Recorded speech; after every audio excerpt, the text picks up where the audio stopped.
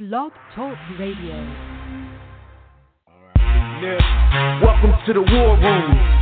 We got Dez, Kill, Jimmy, PJ, B. Austin, the Hot Block Commander. How you want it in a 1 or 2 hour show to keep the brain running with the premise to talk sports on a national level. Roll with the topic, sorta like the rebels. When it's game time, they like the Fab Five during prime time. Sports conglomerates speak their minds a little bit. For sports medicine and sports veterans and greats. The 4th and 26th, so the war in Kuwait. It's the War Room with 5 nights at the round table. 5 Philly guys, diversified and educated.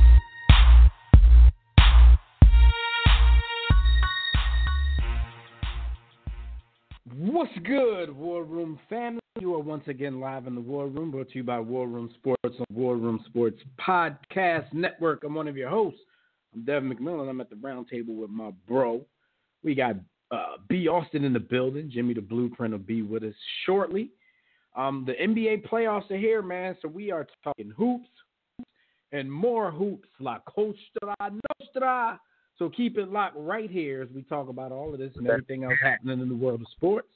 And if you want to get in on the conversations yourselves, make sure you sign in right now to the JW Philly Realty chat room at blogtalkradio.com/the War Room, or you can join us on Facebook or Twitter at War Room.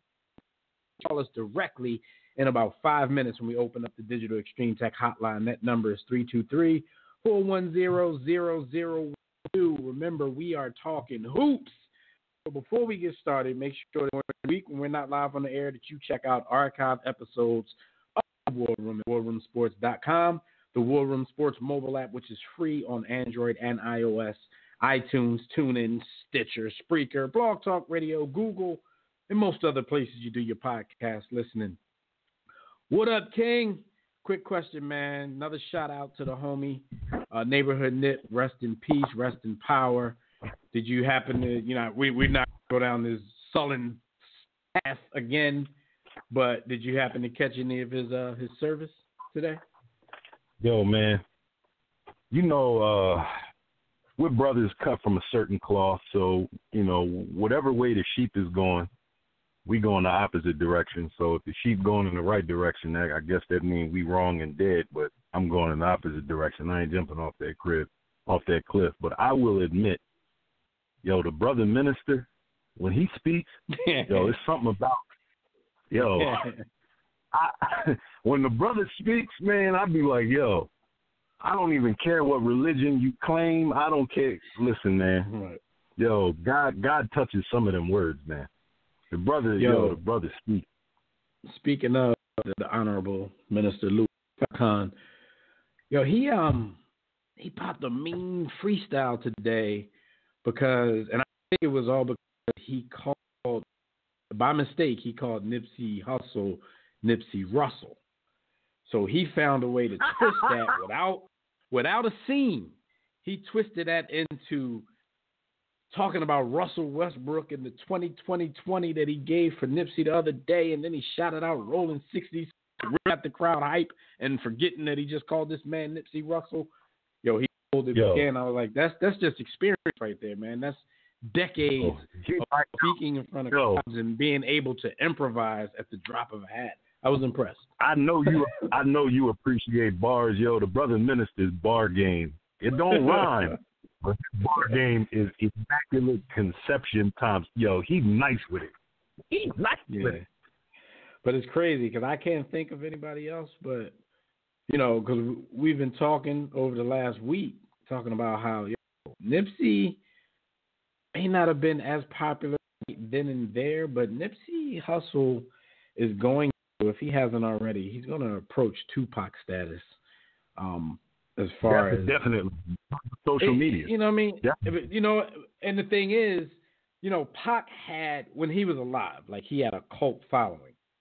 Nipsey, he had his following, especially in California, especially in LA, but he had respect everywhere else. And then on top of that, once he did this, even the people who didn't know of him, never heard of him, or, just knew a little bit about him, had spent the last 2 weeks, week or so, hearing about how positive and how good of a dude he was, that everybody's kind of jumping on that train, yo, dude is gonna be he's definitely gonna have Pac status because, in my opinion, the difference between the two, Pac, he talked a lot of stuff, like, you know what I'm saying, and you know his words, like, you know, you do an interview with Pac, he was gonna say some deep stuff, and he had a revolutionary mind. In my opinion, Nipsey put the action into the words and kind of push that stuff a little bit further. So I see it growing, man. It's coming.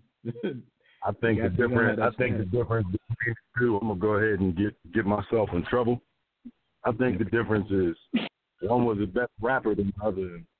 It's the brother most recently passed on. But you know, that's neither there. You gonna get yourself in trouble. People still out here ready for war. All right, but yeah, like I said, we're not gonna go down this path. It was, you know, I haven't seen anybody have a funeral service at Staples Center since Michael Jackson. That's the only person I've ever seen have a funeral service at the Staples Center. So it's already showing you this dude had like 30,000 people come out to celebrate life, and it's crazy. It's crazy.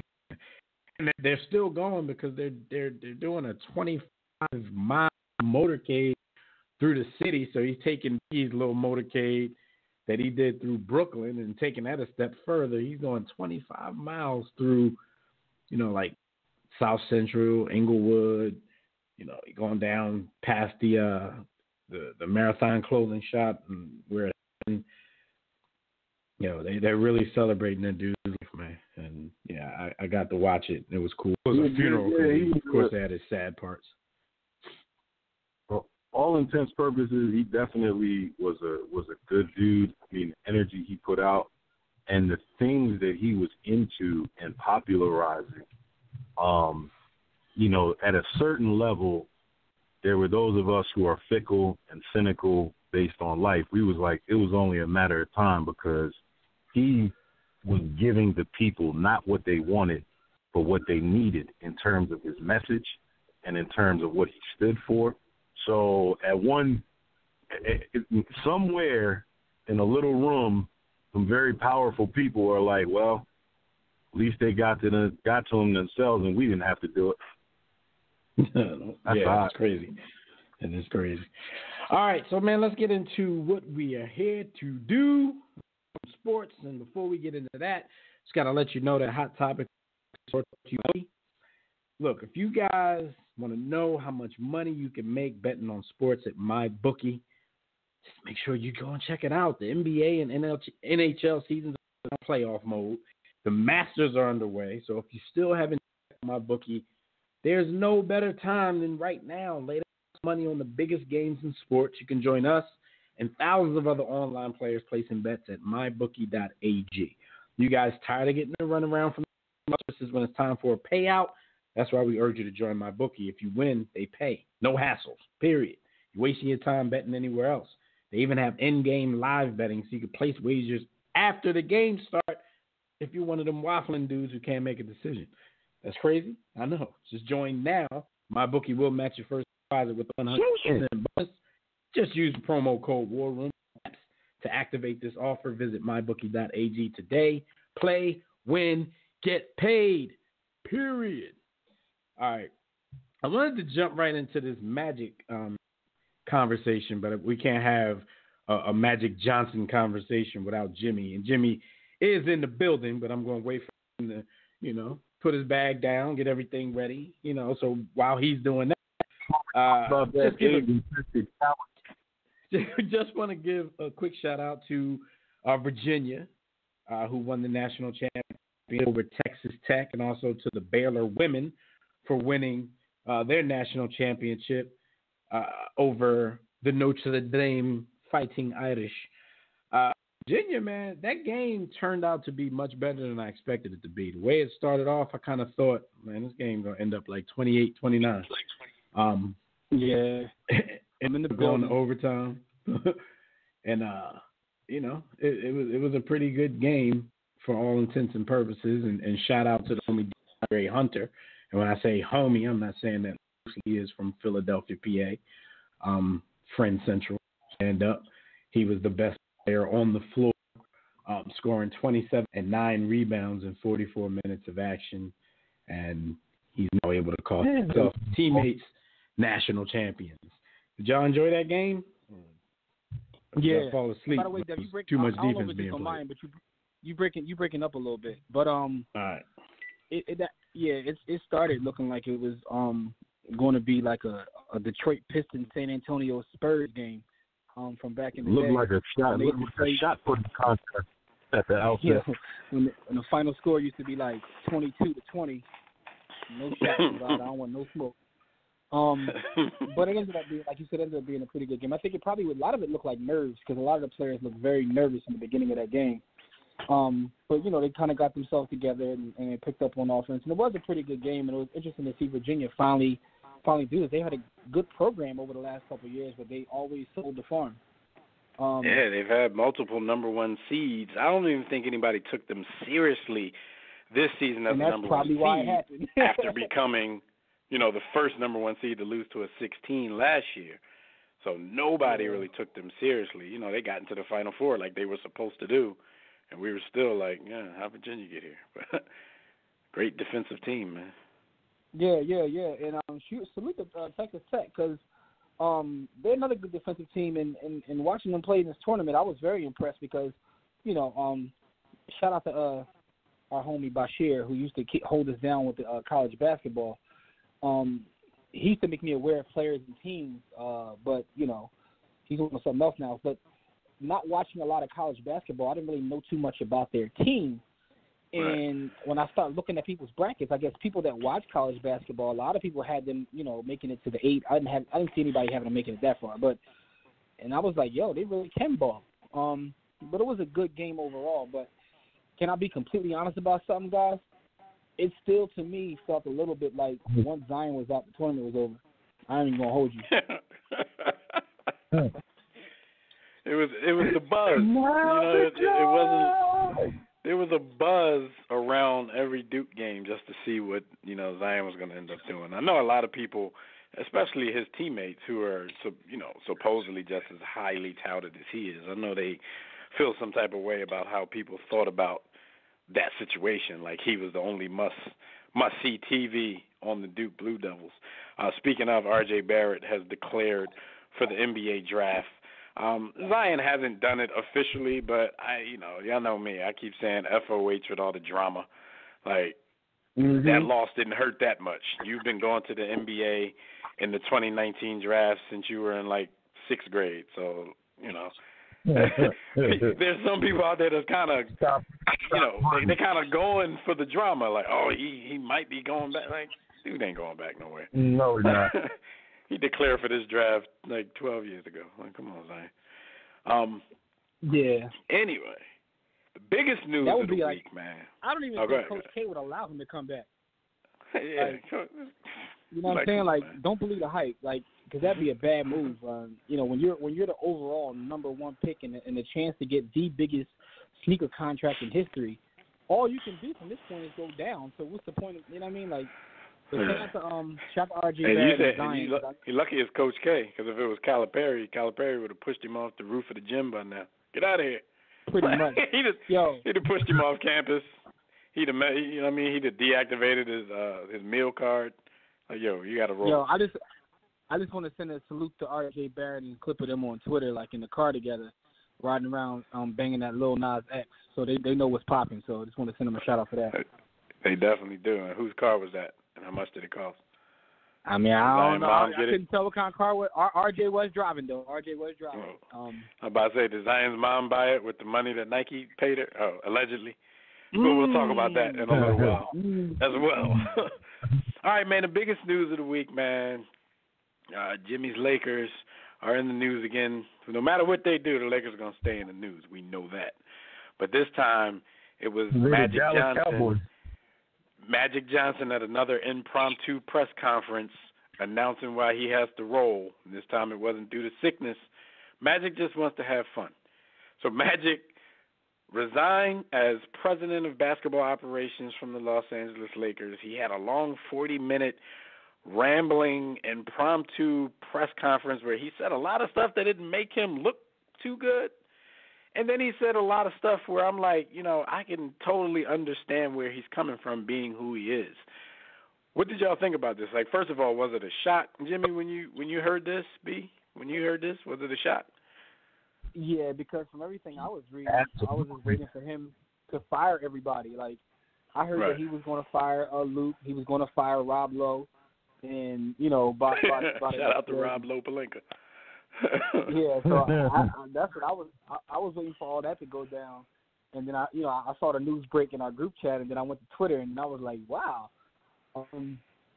interesting to see though, man, how that whole thing played out. You know what I'm saying? He gave us a lot of memes, so that was one good thing to come out of it. And that was the biggest deal of the whole thing. Magic kind of quitting, that's one thing, but the way it happened was a whole different set of circumstances, because he fully admitted when the press conference started that my boss doesn't know that I'm standing here right now. I couldn't tell her. And he had been meeting with her for the past few days. And like Jimmy said, Luke Walton and the coaching staff probably had a lot to do with those meetings. And the speculation out there is that, because we know Jeannie Buss had put her, she basically put her support behind Luke Walton. Magic, if it was up to him, Luke Walton probably would have been gone by, Christmas.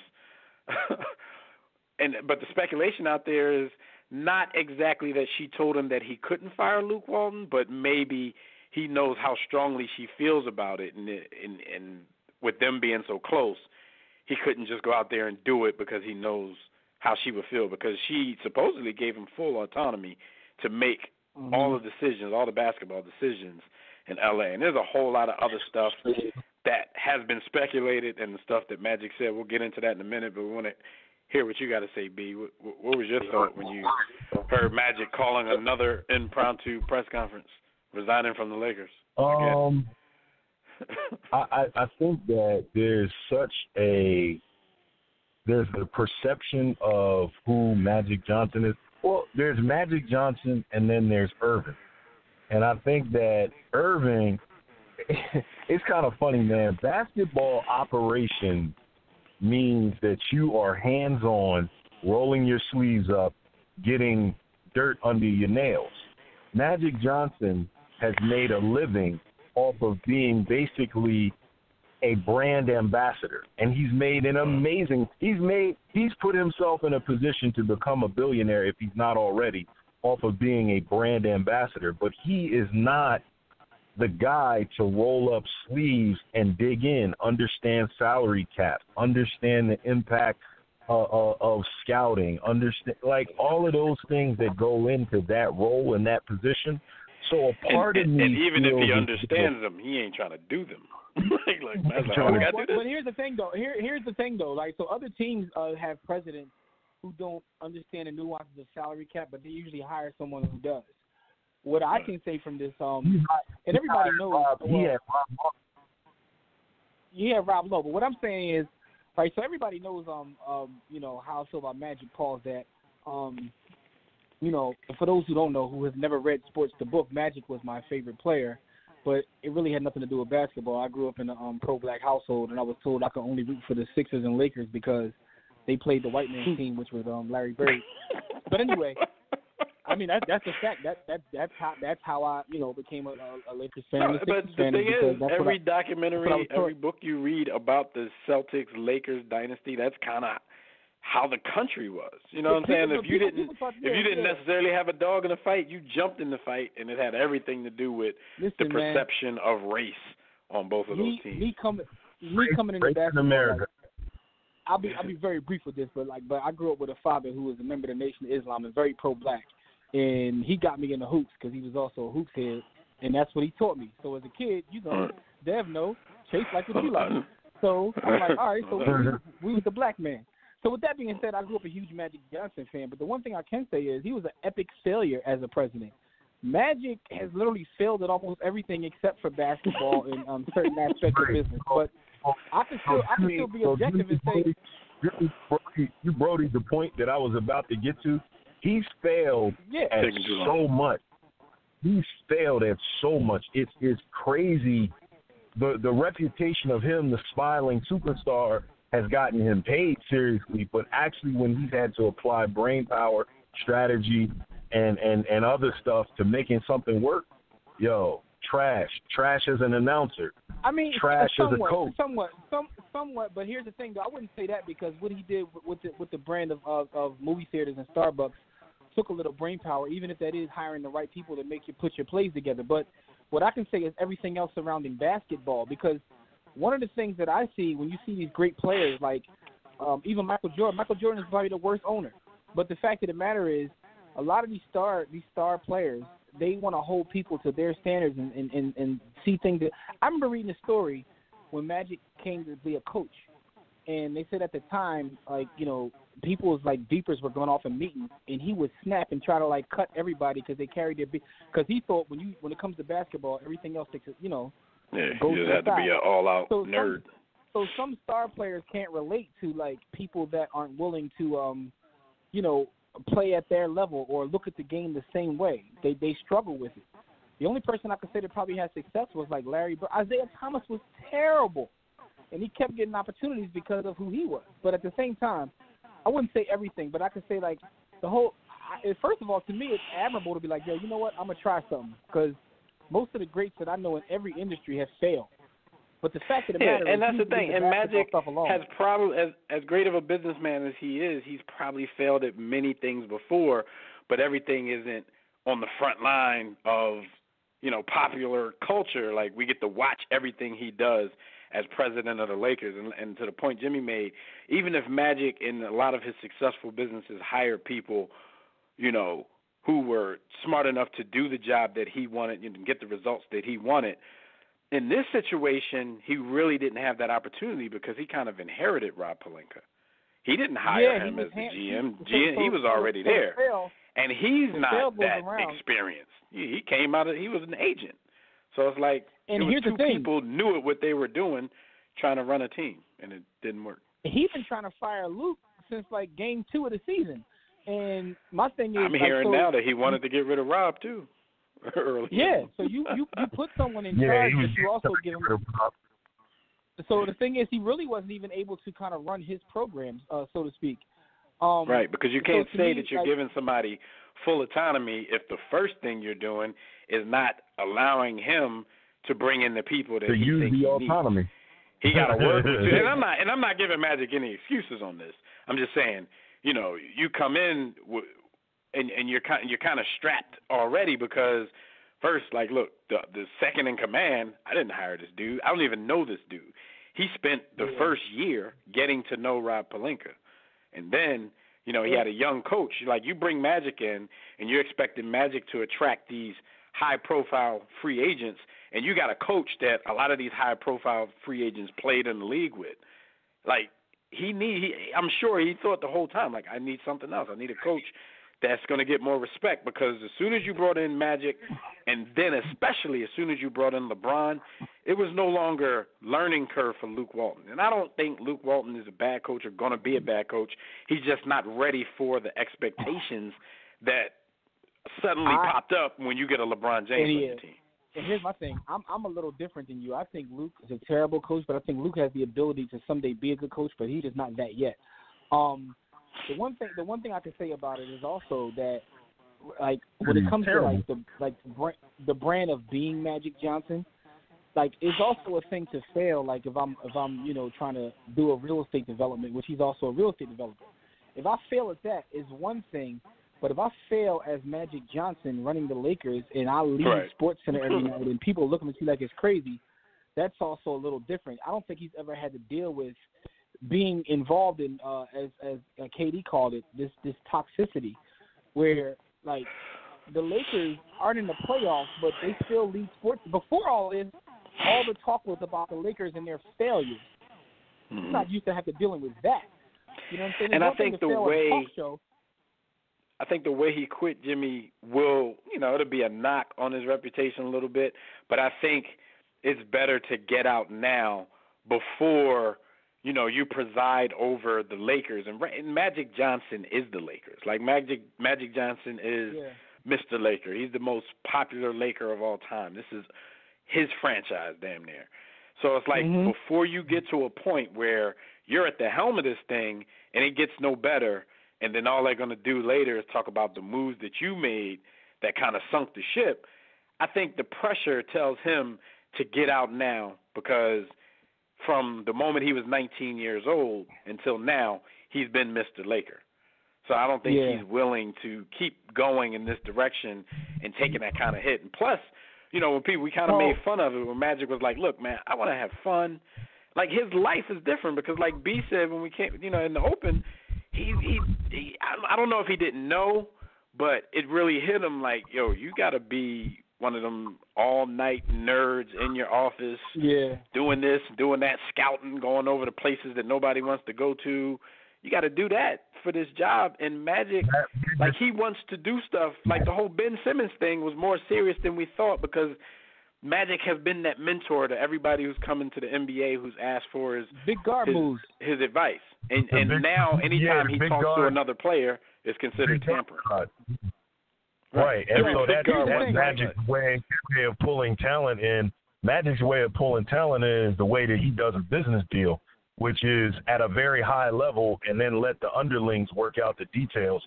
So I'm gonna get on TV. I'm gonna say what I'm gonna say. I'm gonna get with who I'm gonna get with behind the scenes. This is what I want done. This is what I need done. Y'all figure out, you know, the pathway to it being accomplished. And that is not gonna work in that role. Yo, Magic basically got on TV and said, "Yo, I'm quitting because they won't allow me to tamper." That's what he said.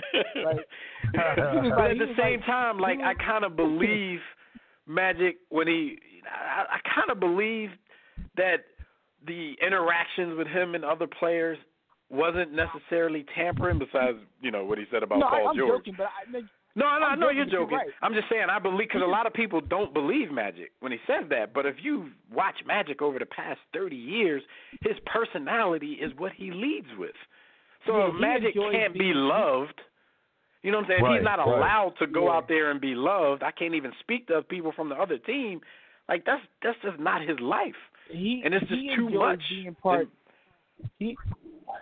enjoys being part of the greater NBA community. Right. He also community and the culture. He also said, I want to congratulate Russell Westbrook, and I'm not allowed to. Like, he was upset about not being allowed to congratulate Russell Westbrook on a great season. Like, because if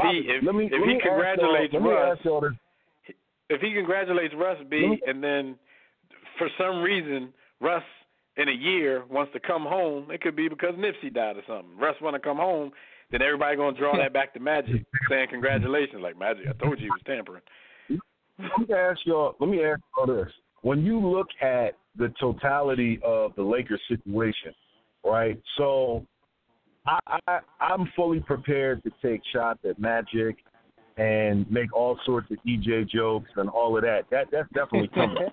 But when I examine this situation, I think that Magic has his fair share of culpability, but honestly, it's kind of small. Like, overall, I feel like Jeannie Buss and her brother are not able to do what Dr. Buss could do. They're not in touch with today's NBA. I don't think Magic is in touch with today's NBA because they were counting on him being able to attract certain stars. And the kids at this stage, they look at Magic like, yeah, he nice, he cool. All right, go ahead. I'll bang with you, but I'm not making any decisions based on you and what you were in the league to come play for you. Like, so I think the Lakers are out of touch, and as long as they remain out of touch, their relevancy as a winning franchise has to be in question. And I definitely came to troll Jimmy and take shots at EJ, but at the end of the day, I don't even really think a lot of that is on Magic Johnson as much as it is on the Buss family. I mean, I think Jeannie Buss should have known from the door that Magic may not be great in this position. Just they call themselves brothers and sisters. You should kind of know Magic is too out and about to be locked down in his office doing this job. But I think they were looking at the picture that you just drew, B. Like, they were looking at, just having Magic as the face of the franchise will get people here. And the Lakers always have this kind of cocky thing when free agency rolls around. But how many times have we actually seen the Lakers get the big free agent? I mean, they did. They pulled LeBron. Not even Shaq. But before that, like, was it Shaq? Yeah, it was Shaq. Here's real the talk. thing, like, it might have been Shaq, the last big free agent in his prime. And LeBron's not even in his prime. It's just that an older LeBron is still better than 99% everybody of the league. Yo, but here's the thing, B. Austin. You made a great point. It is a lot of blame to go around, and I do think, but I don't even think it's a matter of not understanding like today's NBA. I think it's a matter of they're kind of. I get on teams at times for not being loyal to old players, but the Lakers are kind of the opposite, where they're too loyal. So, like, you want to like have part of your Laker family, quote unquote, to be in there. So you put Magic at president, you put Kobe's right hand man at GM. Because she still wants to keep, like, the Kobe tie. It's like they paid Kobe probably 5 or 6 seasons, like, max deals when he shouldn't have got. Like, the Lakers are the opposite. Like, I used to criticize the Sixers. Like, why Doc got to go to Orlando to get a gig? Like, I like when teams take care of their own, but damn, Lakers, they took it too far. Like, you know what I mean? I like mean, first of all, you've seen this before. Magic already was the coach of the Lakers and quit after, like, 16 it was games. Terrible. It was terrible. Well, you're just going to keep going back to the well, like, man, Magic is Magic. But he's the Lakers, man. Magic could come back in 3 years and get another job with the Lakers just because he's Magic. They feel like they owe him. And they kind of do. Magic is a serial. From what I'm hearing, if I'm hearing you correctly, Magic is a serial quitter. Because he quit on the Lakers before. He's quitting now. He quit on being a father. He wasn't a father to EJ. Wow. He's a quitter. Listen, what I'm saying is from like, it's shot time. We didn't already had the conversation, Jimmy. It's time for shots. You hire Magic to be Magic, and then you hire Magic to be Magic, and then say, yo, but you can't be Magic though. We need you to go be Sam Hinkie. Like that's not. Yeah, it's not who he is. We need you to go do work for real this time. But Magic here's like, the what? thing though. From what I'm hearing, there are several GMs who have success in this league that would love the Lakers job. Like I heard like guys who have success in like San Antonio, Toronto, like all these GMs would love the job, but they're never even given an opportunity because the Lakers want to keep hiring Laker people. Lakers, yeah. Never mind the great young talent that's in there. There's an old talent that's in LA that's already related to the franchise that would get them out of this mess, I believe. And that's the great logo. His old ass, but it's like for people, I don't know. I think people still leaning on that. Yeah, at some point, he's going to be too old to be in touch with the game as well. And you're going to bring him in with high expectations, and it's going to be the same situation. He gets credit for some of the stuff he don't even do no more. He's there, but he's not. But my point is this, though. He had absolutely nothing to do with that. With the Marc Gasol, Pau Gasol to the Lakers trade, but he gets all the credit for it. He wasn't even with the Grizzlies at that time. But here's people my thing, still right? give him the credit for it. My here's man, the thing, Chris right? Wallace, whatever his name is, can't get no props. Chris Wallace. Here's the thing, and I see this at a smaller local level, where I see like mom and pop businesses that have been around for 50 years, and mom and pop get old, and instead of like bringing in the best candidate, they automatically like want to keep it in the family, and then the family runs it in the ground. Shout out to Ivy League. But the fact is, the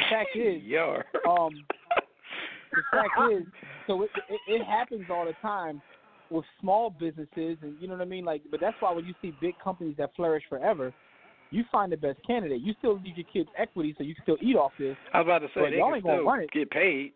Exactly. Yeah. But the problem is you already saw before this whole thing with Magic. You saw the Bus children arguing and fighting over the team in public, and exactly too much going on. Jeannie, she out here posing naked with basketballs on her boobs. It's just it's too much going on. So now you know what's about to happen. Now the Phil Jackson rumors start. I was just about to go there, Jimmy. I give Jeannie the benefit of the doubt, I guess, compared to her brother. But I heard she about to bring her boo back. Why would you bring Phil back? Yeah, I mean, what the hell is going on with the Lakers? And the coaching candidates, of course, Tyronn Lue, former Laker. Luke Walton is in there now, former Laker. Magic is left, former But Laker. that's what I'm saying. Rob Pelinka was the agent to the biggest former Laker besides Magic. Yeah, so that's what I'm saying. Like they take the loyalty way too far. You gotta have a balance of loyalty, but also like try to put the right people in place. Like in the words of Jim Collins, you got to put the right people on the bus in order to succeed. And they just seem to want to keep everything in the family to the point where nothing will shock you now. They're gonna bring back Robert Horry. I heard Juwan Howard is a candidate for coach. That's a LeBron move. LeBron had to get something. All right, y'all got to throw me a bone. Like I got to be able to name something. Juwan been putting in work. I ain't gonna front. Like Juwan been on somebody's sideline for like 2 decades. I think Juwan has been assistant coach longer than a player. Juwan went right on to the coaching staff from Miami after he won a chip with LeBron and them. He been chilling with Spo ever since. Y'all think LeBron cares? Y'all think LeBron cares that the Lakers trash, or he's just trying to get as many movie deals and production deals going as possible? Y'all think he cares? I don't think he cares as much as he's gonna verbalize that he cares. And the thing is, before Magic's press conference and all this stuff came out, people were kind of blaming LeBron because a report came out earlier in the day that LeBron was kind of taken aback by something Magic said. He said something like, I don't want this to turn into Cleveland all over again. So, everybody thought that was fresh news. And then before this press conference, we found out that happened early in the season. But LeBron's, to their credit, you know how, LeBron kind of gets, the news comes out later when there's some adversity. So people are, kind of saying, oh, well, LeBron played upset the whole season because he didn't really like what Magic said, so they were kind of at odds. Just making a story out of nothing. Kind of like, after the finals last season, LeBron comes to the press conference with a wrap around his wrist. But I never seen a dude with more excuses, cuz. I never seen it, man. No. Oh my God. But no, so they were supposedly had gotten off to a bad start because of those comments. But for a few minutes yesterday, I believe everybody thought those comments were brand new and thought that they were beefing. So as soon as you heard that Magic was resigning, people was like, oh, man, Brian got him up out of there. But I don't think, it doesn't seem like, at least not LeBron the individual, doesn't seem like he had anything to do with this. It could be Bron the circus, the drama. That could have played a part into why Magic felt the pressure was, why his pipes were bursting. Well, that's absolutely somebody Bron the circus combined. Bron the circus combined with the Lakers' own circus. That's extra circus. So that definitely played into it. I think definitely played into it. Yeah. We got some callers on the line. We're gonna get to y'all in a second. We need somebody to handle those. But it's a crazy situation, man. Just some of the stuff that Magic said, it kind of had people scratching their heads. And like Jimmy said, there was a great meme made out of this whole thing because Magic was talking about how a lot of people in this hallway were talking to me about next year and all of that. Magic was like thinking to himself like, I ain't gonna be here next year. But that's kind of crazy. I ain't gonna be here. But what did you think, Jimmy, about the fact that he did it like that, like not sitting down with Jeannie Buss, but going straight to the media and just smacking her across the face with the news the same time he smacked all of us across the face? I heard what he said. He was like, I didn't want to sit down with her because I know her and our relationship, and she would have talked to me in the stand. But I'm like, dude, that's what text messages are for. So then I've been racking my brain, I'm playing all the conspiracy theories in my head, and that's why when I heard the news that he wanted to get rid of Pelinka, I'm like, and maybe she didn't want him to, and the reason she don't want him to is because she's also loyal to Kobe. So I kind of felt to me that way, like, okay, so now he did this on purpose. So you know how many rumors have grown, though, Jim? I heard that Jeannie Buss was messing with Rob Pelinka now. That's what I heard. Oh, I didn't hear that one. Okay, yeah. Rob Lowe really trying to get his Triple H on. But he's trying to level up. So, yeah, he's trying to level up. But I was like, maybe he's trying to make them answer. Now they have to answer certain questions. If he waits till after the season is over and nobody's around, they don't have to answer questions. By doing it when the whole press is there, because there's a game still to be played. Now you put the pressure on them to have to answer certain questions about what's going on with the franchise overall. I thought maybe that's true too. Because he also mentioned he was tired of like the backstabbing and people talking behind his back. I heard also that was an indirect bar at Rob Pelinka. They said there was a lot of days in the office where Rob Pelinka, like the running joke was, he would come in and be all loud in the hallways, like, anybody seen Magic? Where's Magic? Basically trying to bring light to the fact that Magic was never in the office. So I heard that bar was directed toward Rob Pelinka too. So he was trying to play Magic.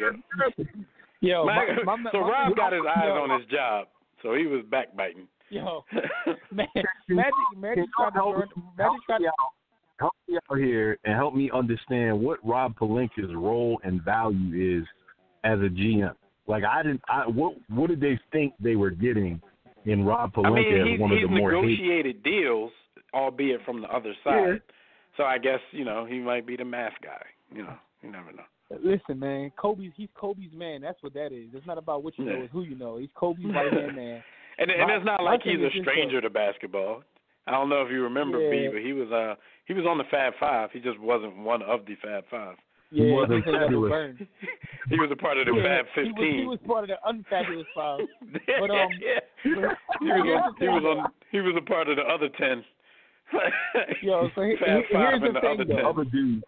It's also funny because what that makes you realize is, like, Magic tried to run an entire organization from a Galaxy S10. Like, he didn't even want to come in the office. Inside of a Starbucks.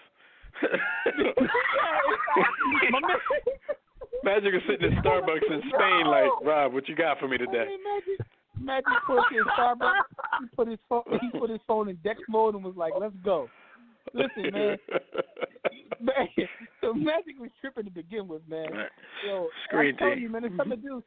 Larry Bird is the only one of these guys that seem to have figured, like, but also the one thing about Larry Bird is Larry Bird also had, like, what's the boy, Donnie Walsh with him the whole time, too. So Larry Bird put the right people around him. You know what I mean? Like, Donnie Walsh was a G himself. So he surrounded himself with people that, and that's what great leaders do. Leaders are about, it's not about necessarily what you know.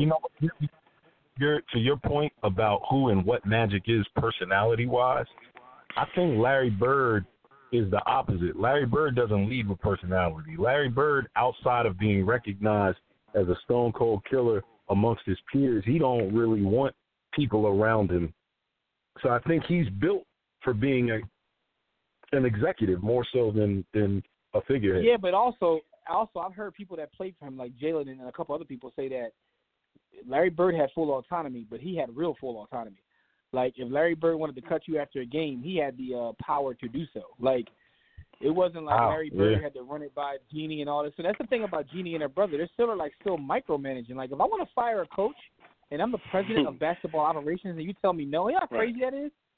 See, now that's the thing that they should be able to find out through a press conference. Yeah, Magic just fired the coach. Not that he's leaving, but, yeah, Luke gone. Yeah. And you got to live with that. We got some callers on the line, man. We got the homie Court calling in, so we're going to holler at him, see what he got to say. Court, what's going on, man? You're in the war room. What's good? What's going on with you good brothers? Nothing much, man. Just hollering about Magic, absolutely man. Fabulous.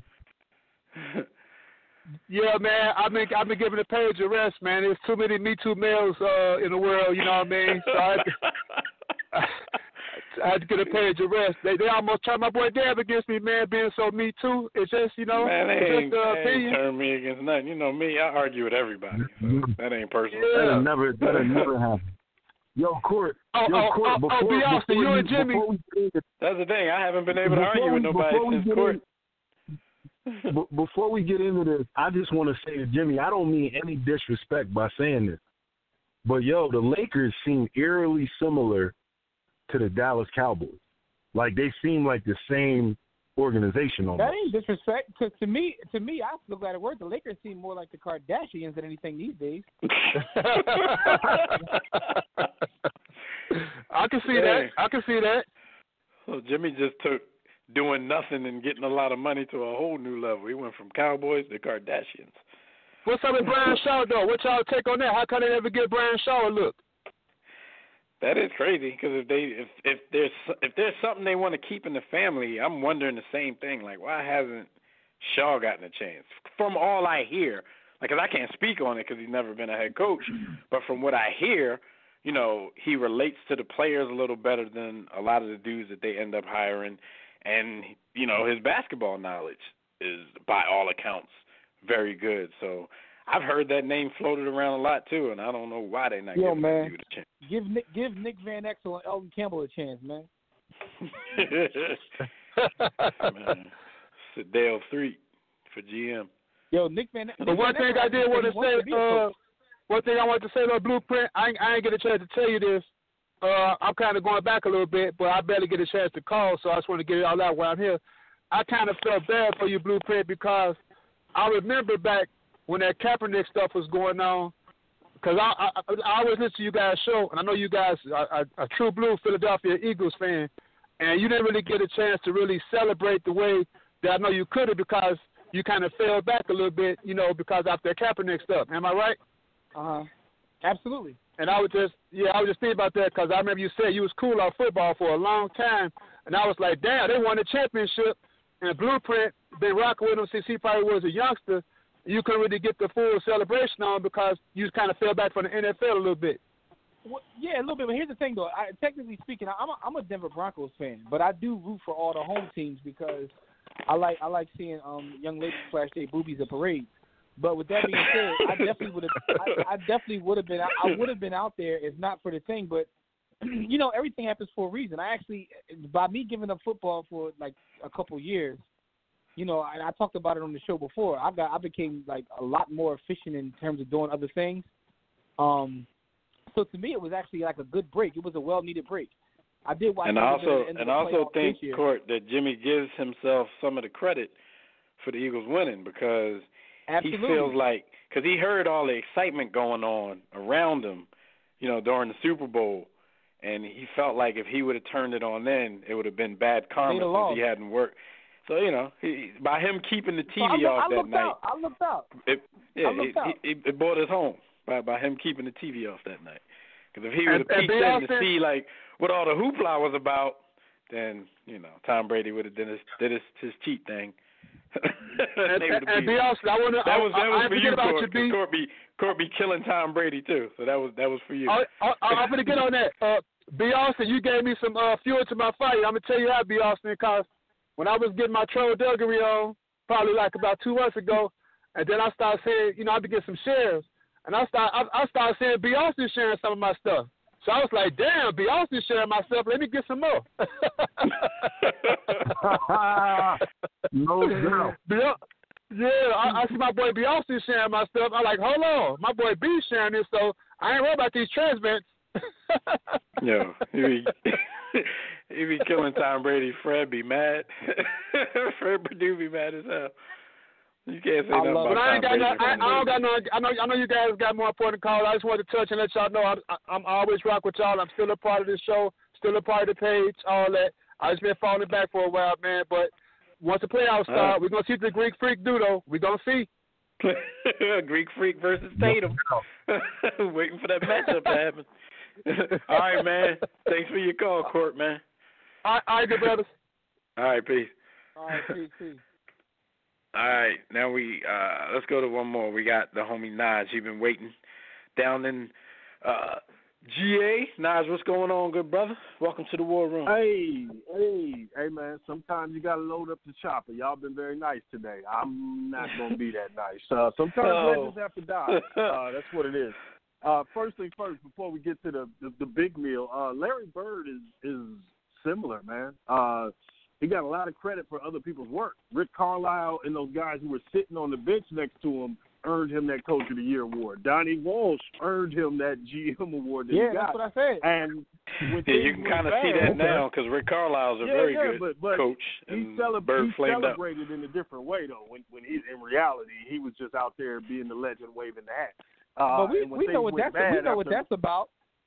Yeah, we know what that was bad as the Malice at Palace. Remember, they stocked that roster and made it look like the Indiana Hoosiers when they wanted to get the white fan base back to the Malice at Palace Kingdom. And your boy did not rebuild it. So it is what it is. It is what it is. And as far as Zeke, as bad as Zeke was with the Caps, Zeke is a great talent evaluator. His scouting was top-notch, but he also did the same thing. He had other people coaching for him. So it is what it is. Now let's get to Magic, Swerve and Irvin. Y'all remember The Wire? Y'all remember the Senator, the Rainmaker, a.k.a. Clay Davis. That is who Magic is. When things are going well, Magic steps in, lays his brand on the table, and accepts all of the good coverage that comes with it. And when things start to go bad, he walks away. Magic Johnson Theaters, look at all those gentrified areas that were happily gentrified because it was a black face doing it, going down to even this when he got it connected to the Dodgers for a while when they needed that shot in the arm. Then he comes back to L.A., same thing. They needed that shot in the arm. Then when things start to go bad, hey, man, I want to get out of here. When he and Jenny ran that coup on their horrible brother for running the Lakers into the ground, who did she call? Magic, the fix-it man. He's coming in with her. They ran the coup, ran him up out of there, and now Jenny's running it bad. And let's be real, man, Rob Pelinka, they thought they were going to get a strategic advantage because this dude was an agent. They didn't know that the other agents was going to collude against them to try to make sure that advantage didn't happen. They don't even like him. He caught them in a desperate spot and cashed out. Now, let's talk about them trading Zubac across the hall to the Clippers to bring back Mike Muscat. Like, they've been horrible. And a lot of the reason why they haven't been getting free agents is because of roster construction. The roster construction has been terrible, and that's why they couldn't get free agents, not necessarily, all of the other stuff. And I got a conspiracy for y'all before I go. Let me know to remind me to bring up the conspiracy. But when you get into Magic, though, dude, that's what it is. It's the same as Jay when they wanted to move to Brooklyn and he got that little small share and acted like he was and acted like he was the boss. That's because it's easy for Jay. Anything he say, everybody gonna believe. Dude literally had a $250,000 share in the Nets, and people was like, "Jay, the owner of the Nets." Like, come on, man. Right. I got a about question. as much as the Nets. You got to give him credit for I got a question for you now. He leveraged 0.5%. He leveraged 0.5%, and then made more money by leveraging, faking like he owned more.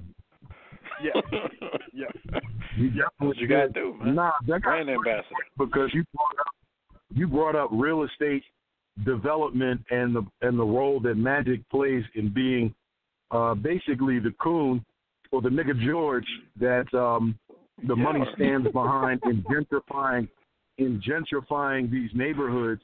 And I kind of think that there's something to that, even going as far as his daughter EJ being a part of that, because we all know in these major cities, that community is like they establish a beachhead in gentrification.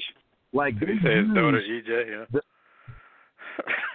They use transgender and homo community. These are the thoughts of B. Austin. I don't want no smoke. I'm gonna they got my mention. Everybody. Not a shot because he could have misgendered them. So it's a shot, but not a shot. It's actually. Oh my God. Not, you know what I'm saying? Do you think that there's something that to that in Magic's commitment? I think there's something to that. I'll give you some proof of that. Go to Chicago, look up the Chicago Janitorial Services Union. It no longer exists. You know what company came in and broke that union up, and now it's a $10 an hour job? Good old Swerve and Irvin. So when it comes to gentrification and union busting and all the other things, the corporate ills that we talk about from other folks, when you put his face on it, you can get away with it. So, I mean, like, y'all can look that up. Black Agenda Report, they covered it years ago. But I got a question for y'all. I got a question for y'all, B. My question is not as deep as B. Austin's question. This is for all of y'all. Can anybody here explain the Zubac from Mike Muscala trade to me? Man. Can anybody explain that? Like, was it an attempt, because they did Magic and Rob, whoever was responsible for it, they put a bad team around LeBron to begin with. And, I'm not just saying the names because some of those names worked in other places and other roles. But we said it a lot on this show when they were putting it together and some people were actually excited. I'm like, okay, the guys that they're picking up don't even fit with LeBron. We know LeBron needs shooters. He needs floor spacers so he can do his thing and kick out the shooters. Lance, Rondo, Mike Beasley, like those aren't the guys to do that. So was Mike Muscala like a desperate attempt to get a stretch four at the expense of a center that they were very high on? Like, can somebody explain this to me? Hey, man, anytime you can trade a young asset instead of giving them a second rounder, which they probably would have expected from Mike Muscala, you got to do it, I guess. That's the rationale they were using, man. Like it makes no sense. I mean, they didn't get any like cap relief from that or anything. Like, what the hell was the point? I don't get it. Here's what the point was, Dad. What did they see from Mike Muscala the first half of the season in Philadelphia that they coveted him when he came to the Staples Center? Like, we gotta have him. I'm gonna tell you what Magic was thinking. Magic was thinking. He was thinking, I ain't gonna be here. That's what he was thinking. Like, I ain't gonna be here next year. Go ahead. I just rubber stamp it. Since I ain't got all authority on moves, do whatever you want to do. I bet you took like a kind of tantrum at a certain point. Right. Do whatever you want to do there. That's trade you want to make it. Now the conspiracy kind of ties into what y'all talking about. Let's say, kind of circa Joe Smith under the table deal. Let's say CAA, Lakers, and New Orleans had a wink and a nod deal in place. Hey, we're gonna let Randall walk over to you for nothing, with the idea that later on you're gonna trade us Anthony Davis. So we're gonna sign all these dudes to 1-year deals to make the trade possible just for cap space, and then we're gonna make this Anthony Davis deal. Guess what? Ownership changes. The former wife of the deceased grifter in New Orleans dies, so she takes over. And she says, I don't know nothing about no under-the-table deal. We're not trading you nothing. So CAA tries to make it public to put pressure on New Orleans, and she still says, go spit. We're not trading you anything. And we're going to leak the details of what you're offering to even ruin the chemistry on your team now, just to let you know how we get down. So I think that conspiracy theory has never been addressed much, man. But I think it has a little bit of I don't know, man. A little bit worth looking into. You know what I'm saying? Because how do you let Randall walk away? Like, why would you take probably the first or second best asset you have and let it walk away with the idea of, we needed the cap space? Huh? Right. So, they done got rid of Randall. They done got rid of D'Angelo. I mean, he probably needed a change of scenery, but they done sent him over here, and they about to upset my Sixers. Oh, man. Why you remind me of that? Why you remind me? A 19-year-old that you got on the road rooming with Nick Young, and you trade him because he ain't a leader. He ain't a leader, man. You got him rooming with Nick Young. He's 19. First of all, y'all put him in the room with Nick Swagless P. Like, that's the first mistake. We're going to have Nick mentor you, and it's like, come on, bro. It's all Gilbert's fault. It all goes back to Gilbert. But at the same time, when I see that dude shoot a jump shot, even though it goes in a lot, and he might give Philly some problems in his first-round dude, I wouldn't believe in that dude either. That is the ugliest jumper that goes in. Like, I have no idea how that goes in. Like, D'Angelo Russell, like, that is some physics or something. That dude is a genius or something. The way that release looks, the fact that it goes in, I don't get it. But, yeah, man, hair's y'all be starting good, to bother man. me, too. But man, look. We could get in on that dude. But, yeah, man, y'all hold it down. Good to hear y'all again, man. I got to go. All right, man, no doubt. Thanks for your call. We appreciate it. All right. All right, we got one more on the line. We got the homie Tobias calling in from out in Arizona. Tobias, what's going on? What's good? Man, what's going on, fellas? Nothing much, man. What's happening? Talking magic, man. Talking magic. Hey, I'm finna quit. We're talking disappearing acts. Hey, here's the thing, all right. Here's the thing, all right. I've been saying this for months. Remember all those people that was crowing when LeBron went to the Lakers? Oh, Dan Gilbert, screw LeBron. They didn't do nothing for him because they didn't get a number 8 pick, the Colin Sexton pick for DeAndre Jordan, or Kemba Walker, who never had a catch and shoot ever in his life. And here's the thing. Cleveland built the team correctly around LeBron over the years. The problem is you're not going to get superstar wing players to join him because of his game. It's no fault against him, on him. So most likely those shooters, those snipers are typically going to be role players. That's no fault against him. He's got to build a team. But, see, the Lakers were too stubborn in not trying to do that. If you're going to bring this guy in, you know he works best with veterans. Why are you still trying to jam young players down his throat? You know he works best with veterans. Yeah. Then the veterans they brought in, they just didn't fit what LeBron was trying to do. And so LeBron actually went to a worse situation. Because, people could knock that team last year, but it fit because they have shooters. They had people that could shoot. They were shooters and stuff. And Kevin Love, people hate on Kevin Love. He's the only guy I know that gets you 22 and 12 in the game. They still blame him for the loss. But it really don't matter if you're on a team with LeBron and you're not LeBron, you're getting blamed for the loss. So get used to it. Like, there's nothing new about that. Here's the problem. They talking about, stick with the family, looking in the past. The one person that they should be looking back to they won't hire is Jerry West.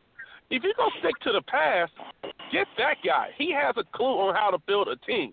See, the Lakers' problem is that, and Rob gets mad at me about this. And Jerry West like 80, though? At some point, you got to give up on that. I'm talking about the role he's in now as a consultant. Only 80-year-old I'm hiring right now is Hubie Brown. hey, Hubie's good at Mike. But the thing is that you have to be honest with yourself as a franchise. You got to have a plan instead of saying, hey, we're going to find superstars and hope they fit. Yeah. I don't know, man. They're in a real crazy position right now. Like, I'm wondering who the candidates even, are going to be to replace Magic. Or does Rob Pelinka stand a chance at being promoted? Because in his 2 years, like, what can he say to justify them moving him up? Like, he's going to be lucky if they bring in somebody else that doesn't force them to let them fire him. Like, he'll be lucky if that's the case, if he can keep his GM job. Here's what you do. You want to keep it in the family. You make Michael Thompson the president of basketball operations. Then you get Clay. Then you get Clay. You get Boogie. You know the crazy part is, though? And then when Clay retires, you fire Michael Thompson and move on. You know the crazy part is, though, about all this? I think what people don't get, they were trying to build a super team around LeBron in L.A., right? Here's the problem with super teams that people don't get. Most of those players come together, they're around the same age. The Golden State players around the same age. The Heat, the Big Three, Boston, they're around the same age. They're around the same trajectory in their careers. LeBron is still great, but he's on the back nine of his career. So you're going to have some guys here who are ascending players who are going to be ascending while LeBron's going down. So you got to find the right superstars who want to be a fit and want to take that back. But then if you bring in people in LeBron's age bracket, nobody is as good at his age as he is. So but I think it's going to be a pipe dream full of names. I thought they thought bringing in LeBron would make the rest of the signings clutch. Don't even ask how. Bars. Because Anthony Davis was all but there. Yeah. I mean, he still wants to find a way to be there. But the thing is, if nobody wants to cooperate with the Lakers, and it seems like nobody really does, then even when he's able to go there on his own autonomy, it's going to be LeBron's going to be 2 years older than when they tried to get together in the first place. No, you're absolutely right. So it's like you're going to get the franchise, the great Laker franchise, passed on to you. But these dreams of championships, unless LeBron goes back into the hyperbaric chamber, and it's just going to be the hyperbalco chamber. Here's the thing, though. Shout out to Barry. Let Rich keep working his magic, because as my man Bob calls him, Luca Brasi.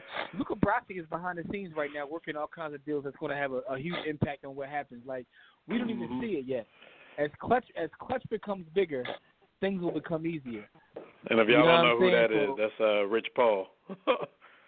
That's Luka. Rich Paul said, "You don't sign my guy, we're gonna pitch a fit." But it's like here's the thing, and Jimmy's sitting in the studio with a blunt tonight. Yeah. Hey, here's the crazy part about it. I think that like Luke Walton, for example, they could fire Luke Walton. Do I think he's a good coach? Not really. He should be coaching a team like the Memphis Grizzlies or something. My thing with Luke is I don't know if he's a good coach or not, and I don't think he was given the opportunity to show that. You can't give somebody a job off having a great record with the Golden State Warriors when their coach went down for a while. They're still playing under that coach's system, that coach's ideology. That coach still talked to them every day. He practiced with them when they had a little bit of time to practice and his body wasn't aching. So it's like you gave Luke too much credit for a team that could have done that with any of those assistants that you put up there. So they did. They did with Mike Brown that time. Yeah. Right. So it's like you're doing too much. You're putting too much in the hands of Luke Walton. But at the time, the Lakers were a rebuilding franchise, so it wasn't bad. But as soon as you bring in LeBron James, all of that gets accelerated. So you no longer have a coach that's learning the ropes. You need a coach that's ready to go, or not even ready to go. You need a coach that's ready, that can withstand the pressure of, shout out to Kevin Durant, the toxicity that's going to come along with LeBron being on the team. Like Tyronn Lue was new as well, but he'd been around, you know what I'm saying? He'd been around the organization. He'd been around LeBron. He kind of knew how to handle things, you know, and get out of dude's way. Luke still thinks he got some authority, so he's trying to tell people what to do. Like Luke Walton needs to be coaching the Delaware Blue Coats. Shout out to the coach. And you know what? No, Jimmy's right that he should be cutting his teeth like that, you know. And I think it's the same with David Black though. David Black got hired for a rebuilding team. Then LeBron come in like, I don't want him. You know. LeBron did the same thing. He did the same thing to Spo. But I mean, that team was just so good. And Spo, I think, is a very good coach. But they weren't really willing to let him. You know, they weren't really willing to let him learn and show that he was a good coach. But with the big three they had and the people that they put around him, that was another situation where they were going to be successful, whether or not that meant, you know, not 6, not 7, not 8. They were going to be successful either way. You know what I mean? So, they wanted to get rid of him too. Yeah, and I know you guys got to run, but I got to change on this football topic real quick. All right, you got to hurry up. We do got to run. Hey, someone tell Nick Bosa, you ain't got to delete your tweets. Be a man. Leave them up there. If you support Trump, you support Trump. If you didn't like the black stuff, say it. Own it, you know. But that's not that draft. Not at draft and paycheck time. You don't support Trump. You do all that. I'll say this. You do that after you get your check. Hey, ask the black folks in San Francisco how liberal, progressive San Francisco is. That's all I got, fellas. Take it easy. Shout out to Kamala. All right, real quick, because, you know, we talked about Magic way longer than we were supposed to. But real quick, did any of you guys, I know you did, Jimmy, but I was going to ask about the Kyle Korver piece in the Players Tribune, where he basically was copping to his white privilege as an NBA basketball player, and it all stemmed from the whole situation with Russell Westbrook and the Fan, you know, in Utah, where Kyle Korver currently plays. That situation kind of made him think about when he and Thabo were on the same team, and they were in New York, and Thabo got beat up by the cops, and Kyle kind of was like, he admitted in this piece that his first thought, and he and Thabo were good friends at the time, not just teammates. His first thought was, when he heard about what happened, he was like, what the hell was Thabo doing out on a back-to-back when we just got into town? You know, what is he doing out that late? Not thinking, you know, why are the cops beating up Thabo Cephalosha? I'm pretty sure he didn't do anything to get beat up. And he admitted that his feelings on it. He was very candid in this piece, and I kind of wanted to give him props for that. But it's something that white players, not just white players, that white people need to take a look at and realize that everything is deeper than what they see on the surface, and sometimes they have to put themselves in the shoes of other people, if they're willing to admit the treatment of other people are different, you know what I'm saying, to come up with the stuff that Kyle Korver came up with. What did y'all think about that piece? Here's the thing. So what I appreciate, real quick, Jimmy, what I appreciate about Kyle Korver, and I give him props, is the empathy and compassion that it took as a human being to arrive at that the conclusions that he arrived at, and take on personal accountability for his own humanity being laced with the culture of white supremacy. And I really respect what he did. But what you just said there is an expectation that human beings in our current condition here in this country will be empathetic and compassionate and understanding of others. Man, listen, that doesn't jive with doing it for the gram, man. So it ain't gonna go down. But we respect forgot something. to him. Absolutely. Respect to him for stepping out and taking that on. More players, more athletes, more entertainers in his position should do that, and I wish to see that. But we are all in this country, in Western civilization, subject to the machinations of white supremacy as a culture. No one escapes it. No one. Yo, first of all, I just got shout out to Skyview in the chat room. He said, breaking news, Mike Brown interviewing for Lakers president of basketball operations. It's a wrap. Yo, if Mike Brown get you know Mike Brown do not leave interviews without the job. Not at all. Mike Brown got his power. I think he's joking. I hope he's joking, and I know Jimmy hopes he's joking. Cause if Boy get the job, it's definitely a wrap. Mike Brown got the PowerPoint out. He got his multiple regression analysis. He's going through his slides right now. He ain't leaving that Mike room. Brown, Jimmy, goes into interviews like those teams were when LeBron was a free agent the first time. That's how he go into an interview. That would be crazy. But Jimmy, what's your Kyle Korver thoughts? In terms of the whole Kyle, I read the whole thing. He was very honest in it, which was shocking to me. And I said that I was like, I don't know how to be honest, but he's very honest. I think Jimmy and I, he was so honest. We found it hilarious that he was being that honest. Yeah, we started laughing at it because he was saying some stuff like, "Damn, Kyle, I wouldn't have said that." Yeah, but at the same time though, so it's two parts to this for me at least.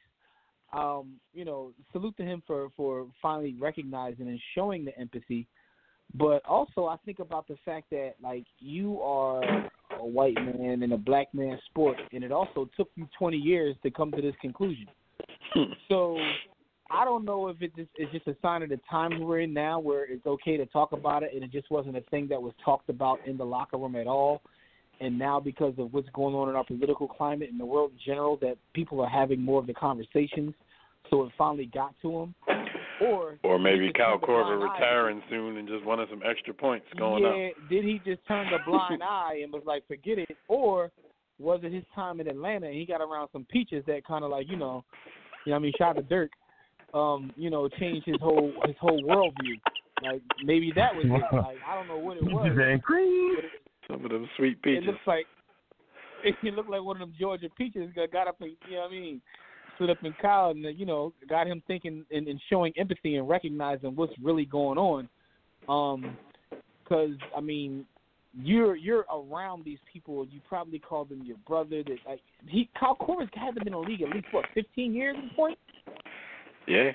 Kyle Korver, he is super vet at this point. And I know he played at Creighton, so he probably didn't have that experience at Creighton because it was probably looked like him.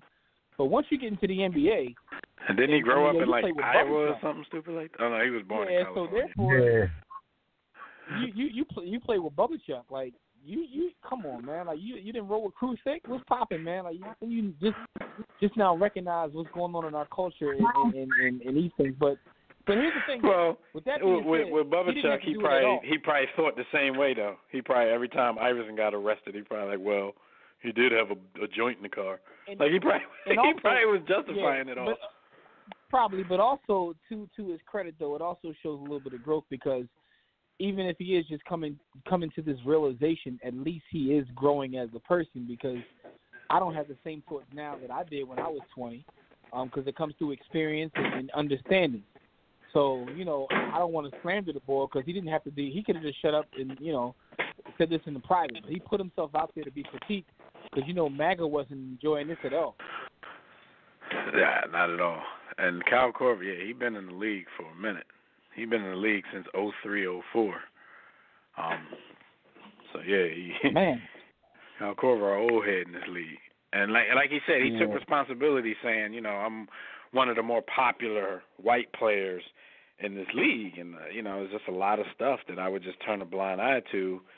And, I just can't do that anymore. So, and he made a lot of great points, because he was like, being as though I look like, he didn't use this term, but he's like, being as though I look like the oppressor, you know what I'm saying?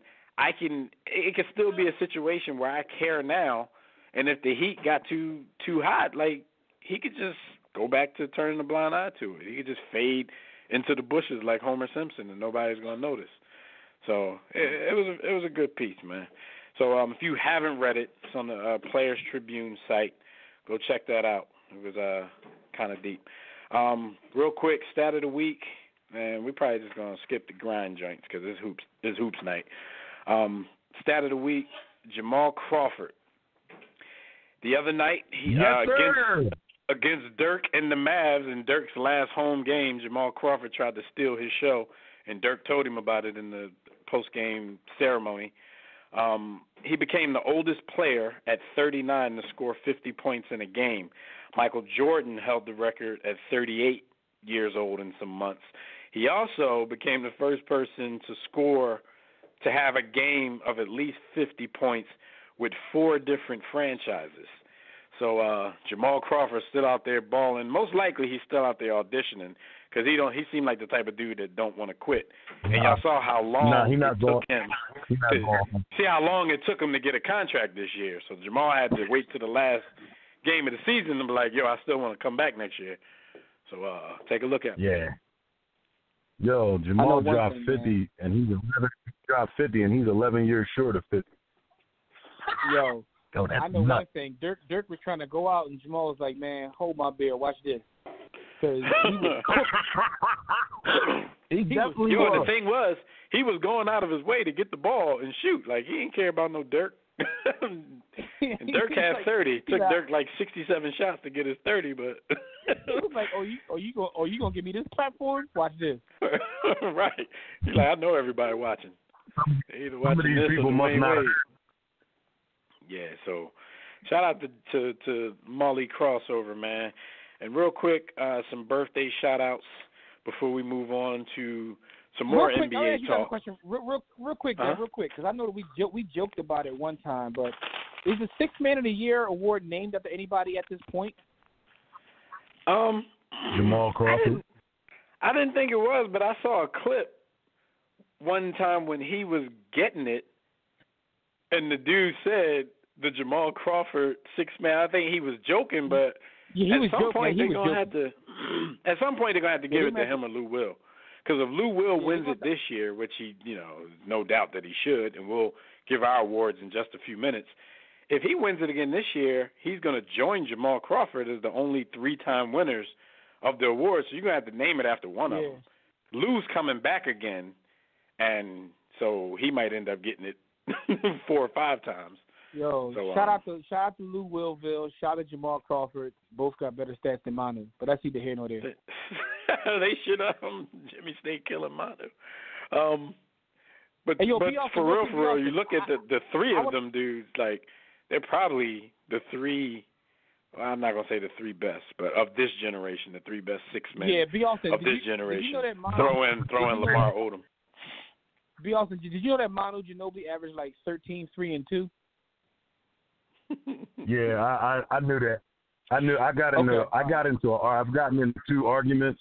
One was for Manu and one was against, and the argument for, I was kind of like, you can get into both. You can get into both. I know I can. I was kind of justifying him going to the Hall, and I went to look at his numbers, Jimmy. I was like, yo, no, fam, no. But But I've come to an epiphany lately, B.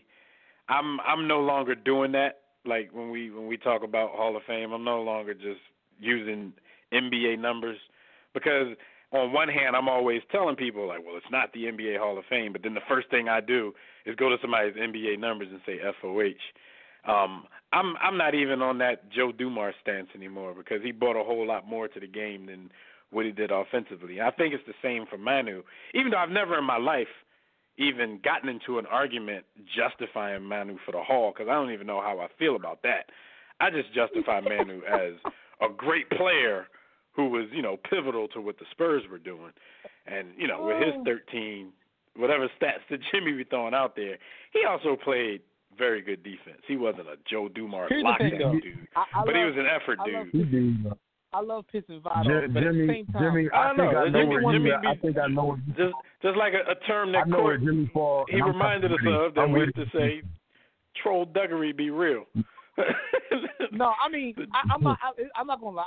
I do sit around and bake troll house cookies at times, but at the same time, here's the one thing I can tell you.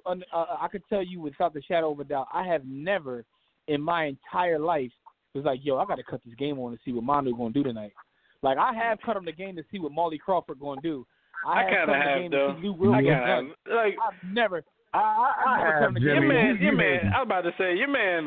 Jimmy, you hating a little now. Yeah, he used to play. He used to do, and I know it's going to turn off a lot of our listeners. Manu used to do some black stuff on the court. And I used to enjoy watching him. I ain't even going to front on that. No, but listen, I'm going to keep it a buck with you. I never really cut on to watch the Spurs play. Like, that's true too. But that's what I was telling you the other day in the chat though. Manu was the most exciting player on the Spurs for his tenure. So it's like if I was watching the Spurs, it wasn't for Tim Duncan. I'm trying to see what Manu gonna do. I'm trying to see Tony Parker lace some dudes up. it was Manu and Tony. Manu made a lot of bad shots. So the fact of the matter is, like, people. Oh yeah, he made a lot of terrible shots. That's what I say. Manu did a lot of playground-ish on the court. Manu was an Argentinian playground player. That's what I dug about him. He still ain't better than Crawford, but that's either here or there, man. I'm taking Molly Crawford. Offensively, 10 times out of 10. I think you hating a little bit. It's a lot of Hall of Famers that ain't better than Crawford. Crawford, that dude, definitely. Crawford not even gonna try to guard you back though. So, yo, defensively, and I'm a hypocrite for this. I'll be honest. Jamal Crawford is one of my favorite players. And I do be arguing about you have to defend. Jamal Crawford has not defended probably since last century. It might be also, like, they don't count that. They count points. They count points at this. Yo. All right, man. Real quick, man. Birthday shout out to the homie Mark Teixeira, formerly of the Yankees. He turns 39 today, and another baseball birthday shout out. Trot Nixon is now 45 years old. So I just want to give those two baseball homies War Room salute on their birthdays before we move on to some more NBA stuff. Y'all can check out our website at warroomsports.com.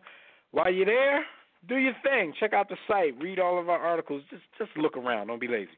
But if you want to call in and speak with us about NBA topics, dial the Digital Extreme Tech Hotline. That number is 323-410-0012. Press 1 when prompted. If you're already listening from your phone, just press 1 if you want to talk. And, Jimmy, before you get into, the topics with the awards and stuff, I do want to bring up one thing. Did y'all see the shirt that Anthony Davis wore to the final game in New Orleans last night? Yeah. And it said, "That's all, folks," on it. Troll duggery, pettiness to its highest extent. And I think I would be cool with it if you owned it. But he comes out talking about, I don't dress myself. Somebody lays out my clothes for me, and I just wear what they laid out. Come on, Anthony Davis. You big dumbass young boy. Like I saw a headline today. I don't know who it was. I'm assuming it was Deadspin because they're always killing people. But it was like Anthony Davis is the worst NBA villain of all time. Like he can't even play the villain right. He's definitely took us to the troll booth. He's right. One of these guys that. But you rather play yourself, Jimmy, and tell us that you don't dress yourself. Like, come on. Because he's like now you sound wants to be a villain, but he has a lot of that. he doesn't know how to deal with people like being mad or not liking him. Like he's one of those guys. Like, and my advice to him if I ever got to talk to him would be like, listen, man, no matter what you do, you're gonna piss off 50% of the people. Yeah, exactly. No matter what you do. Because that's how LeBron was his first year in Miami. He didn't know how to handle being the villain. And then the second year, he said, F it, and just went out and killed the league and won a chip. I've never seen anybody who didn't have people that hate them outside of St. Nip. All praises to St. Nip. Outside of St. Nip, everybody got somebody that hate him. St. Nip obviously had one dude that hated him, but the rest of the world. And hey, how about that? Damn, good point. Yeah. And the one dude was way too powerful over his life. Yeah, like even shitty Rest in power, St. Nip. Excuse my language. But man. Yeah, man. All right, so let's get into it, man. It's time to talk about the NBA. You don't play yourself. I don't dress myself. I'm a baby. Yeah, you clown. I'm a clown, B. Anyway, like that's your comeback. Yo, first of all, I'm a grown man, so I don't dress myself. Anyway, I'd have rather him just said it was a joke than say I don't dress myself. And when he said such and such lays out my clothes, he named a dude. He said some dude's name lays out my clothes. He said something like, I forgot the name, but it was some nickname involved. He like Big Mark lays out my clothes, and I just wear them. It can't be that name. That name sounds worse. It can't be Big anybody. It was. I swear it was Big something. I'm gonna look it up while you doing that. Yo, real quick though. I'm gonna say delicious lay out my clothes, and then I just wear them.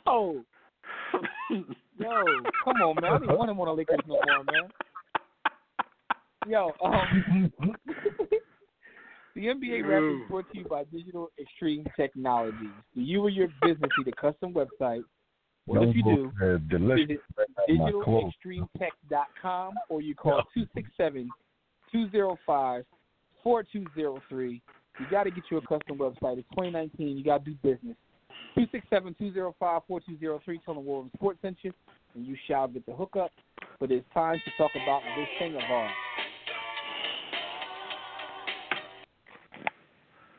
And the first thing we always do is we got to talk about the players of the week, Kemba Walker, and my man, Russ. Well, Kemba Walker is the player of the week after falling short in his bid for that 8th seed in the East. He averaged 34.8 points per game, 6.3 assists, 5.5 rebounds, while leading Charlotte to a 3-1 week last week. But, going into this week, they needed a lot of things to go their way, so it was too little too late. Russ West, he averaged 22.17 assists and 12.7 rebounds in a 3-0 week with the Thunder. They went into that week with like a 5-6 game stretch that the way they've been playing, everybody thought they were just going to drop everything. And they won maybe 5 straight to end the season, and they actually moved, in my opinion, to a better seed because they get to play the Trailblazers now. I'm not saying that the Trailblazers are easy, but it's better than when they were sitting down in 8th and was about to be food for Golden State. So shout out to Russ West, PG-13, and the little run they made to get out of that hell spot. And Kemba, we see you next season, probably in another jersey. Holla. You think so? Probably not in the playoffs. I think about that. I wonder if Kemba is just going to make them. You don't think that the Bobcats will offer him a max, a super max? I think the Bobcats are going to offer him like half the team, but Kemba seemed like the type of dude who might take it though. Kimber like, give me that money. Yeah, like, yo. Because Kimber might think like this, Jimmy, like, yo, I didn't come into the league expecting to ever be offered this kind of money. So Kimber might take it. Exactly. And I ain't going to be mad at him if he does. I think Kimber might be like, look, y'all can play for them rings all y'all want to. I'm about to take this to Hana. Winning Coney. Yo, anyway, man, so those are the players of the week. We got to talk about Dirk and D-Wade having their finales. Yeah, 2 night jobs. They had their send-off. Dirk, up until the last minute, still was trying to hold out hope that he can come back and run, but the team was giving him every hint known to man. Yo, Jim, Dirk did not announce his retirement until maybe 12 minutes in, maybe even more, because that was the longest retirement ceremony I've ever seen, and it was after the game. So they had they play in a, central market. So the games are a little bit like an hour later than the games over here anyway. So they waited till after the game, where it was probably after 11 o'clock Eastern time, to have a ceremony that lasted like another 30 minutes. Because, Cuban had to do it big. He had all kinds of graphics on the court and all kinds of stuff happening and birds flying and all kinds of stuff. Yeah, and Cuban Dirk didn't get to speak until like 20 minutes into all of this blumpkin. And then it was another 3 minutes into his own speech that he actually said, "This is my last." He's like, "Well, you guys know this is my last game." That was the first time Dirk ever said anything about retiring. They kind of like pushed him out, like, "Dirk, we need you to go, so we're just gonna do stuff." Yeah, Dirk, like, whether you tell us it's okay or not, we're just gonna do this. But no, it was a cool ceremony, but it was long as hell. Mark Cuban set the bar high. Like, what you gonna do when he goes to the Hall of Fame or he gets his jersey retired? Like, did you hear Dirk say that to him though? Dirk was like, yeah, I think he said that. He's like, Dirk was like, "What you gonna do for my jersey retirement ceremony?" Like, this is crazy. Yeah, you gonna have to give him a concubine or something. Like, here's the thing. So Mark Cuban, you have Tiana Trump laying at half court.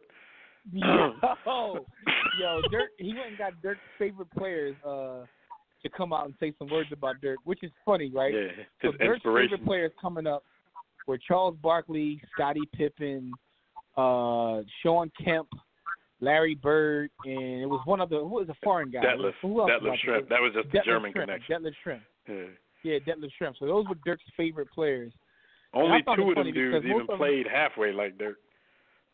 Yo, and that's the thing. First of all, I was thinking like Sean Kemp because like Dirk was a Sean Kemp fan. They have nothing in common in terms of their game. Nothing. Sean Kemp actually looked lost out there. Like everybody else, like Charles Barkley had a Dirk story. Like he Scottie sounded lost Pippen too. Didn't have any stories. Like Sean Kemp was like, "Yeah, you did good. You played well. I'm out." Sean Kemp just bit off what everybody else said. Yeah, like he said that, and then said, "Yeah, you did good." Sean Kemp was like, "Yo, how'd they even get my number?" Like Sean Kemp was like, "Yo, my cell phone got cut off. This is a new number. How'd they get that?" He's like, "You did good. You made the game good. Like, that was cool. I'm out." I'm like, "Yo." That's exactly what he said too. He was like, "Yeah, like Larry said, you made the game better than you found it. You did good," and pointed at him. Yeah. Like he pointed at people after he dunked on him. You did good. So Barkley had a story. He told this story all the time about Dirk. So I've heard it a million times. And Detlef has a connection to start talking that German talk out there. But I thought that was dope though to find because it also didn't have like the favorite players like everybody would have said Mike and Magic or whatever. He did have Larry out there. So You think? That connection. But how much? What was his appearance fee? Mark Cuban had to grease I know Larry probably charged Cuban to at least get Larry out there. Charged Cuban. Yeah, Larry seemed like he above all this. Larry, like, first of all, I don't know you, cuz. You just compared to me, but I don't know you, man. Larry got way too much pride to do this for free. Kemp was out there looking like so for real. But anyway. Did he have on like a leather suit or something like that? He had like a leather joint with fringes on it. He still had a fringe leather jacket. Yeah, and like, told you that's the last thing he could afford. He had that when he was playing. So salute to Dirk. Now D Wade on the other hand, his joint was mad emotional, man, and had a crip up in the crib crying, man. Like he had his son. His son actually announced him out in the joint. Like D Wade was but drawn at least they did it Budweiser before commercial. the game. Like they didn't keep you after the game till midnight.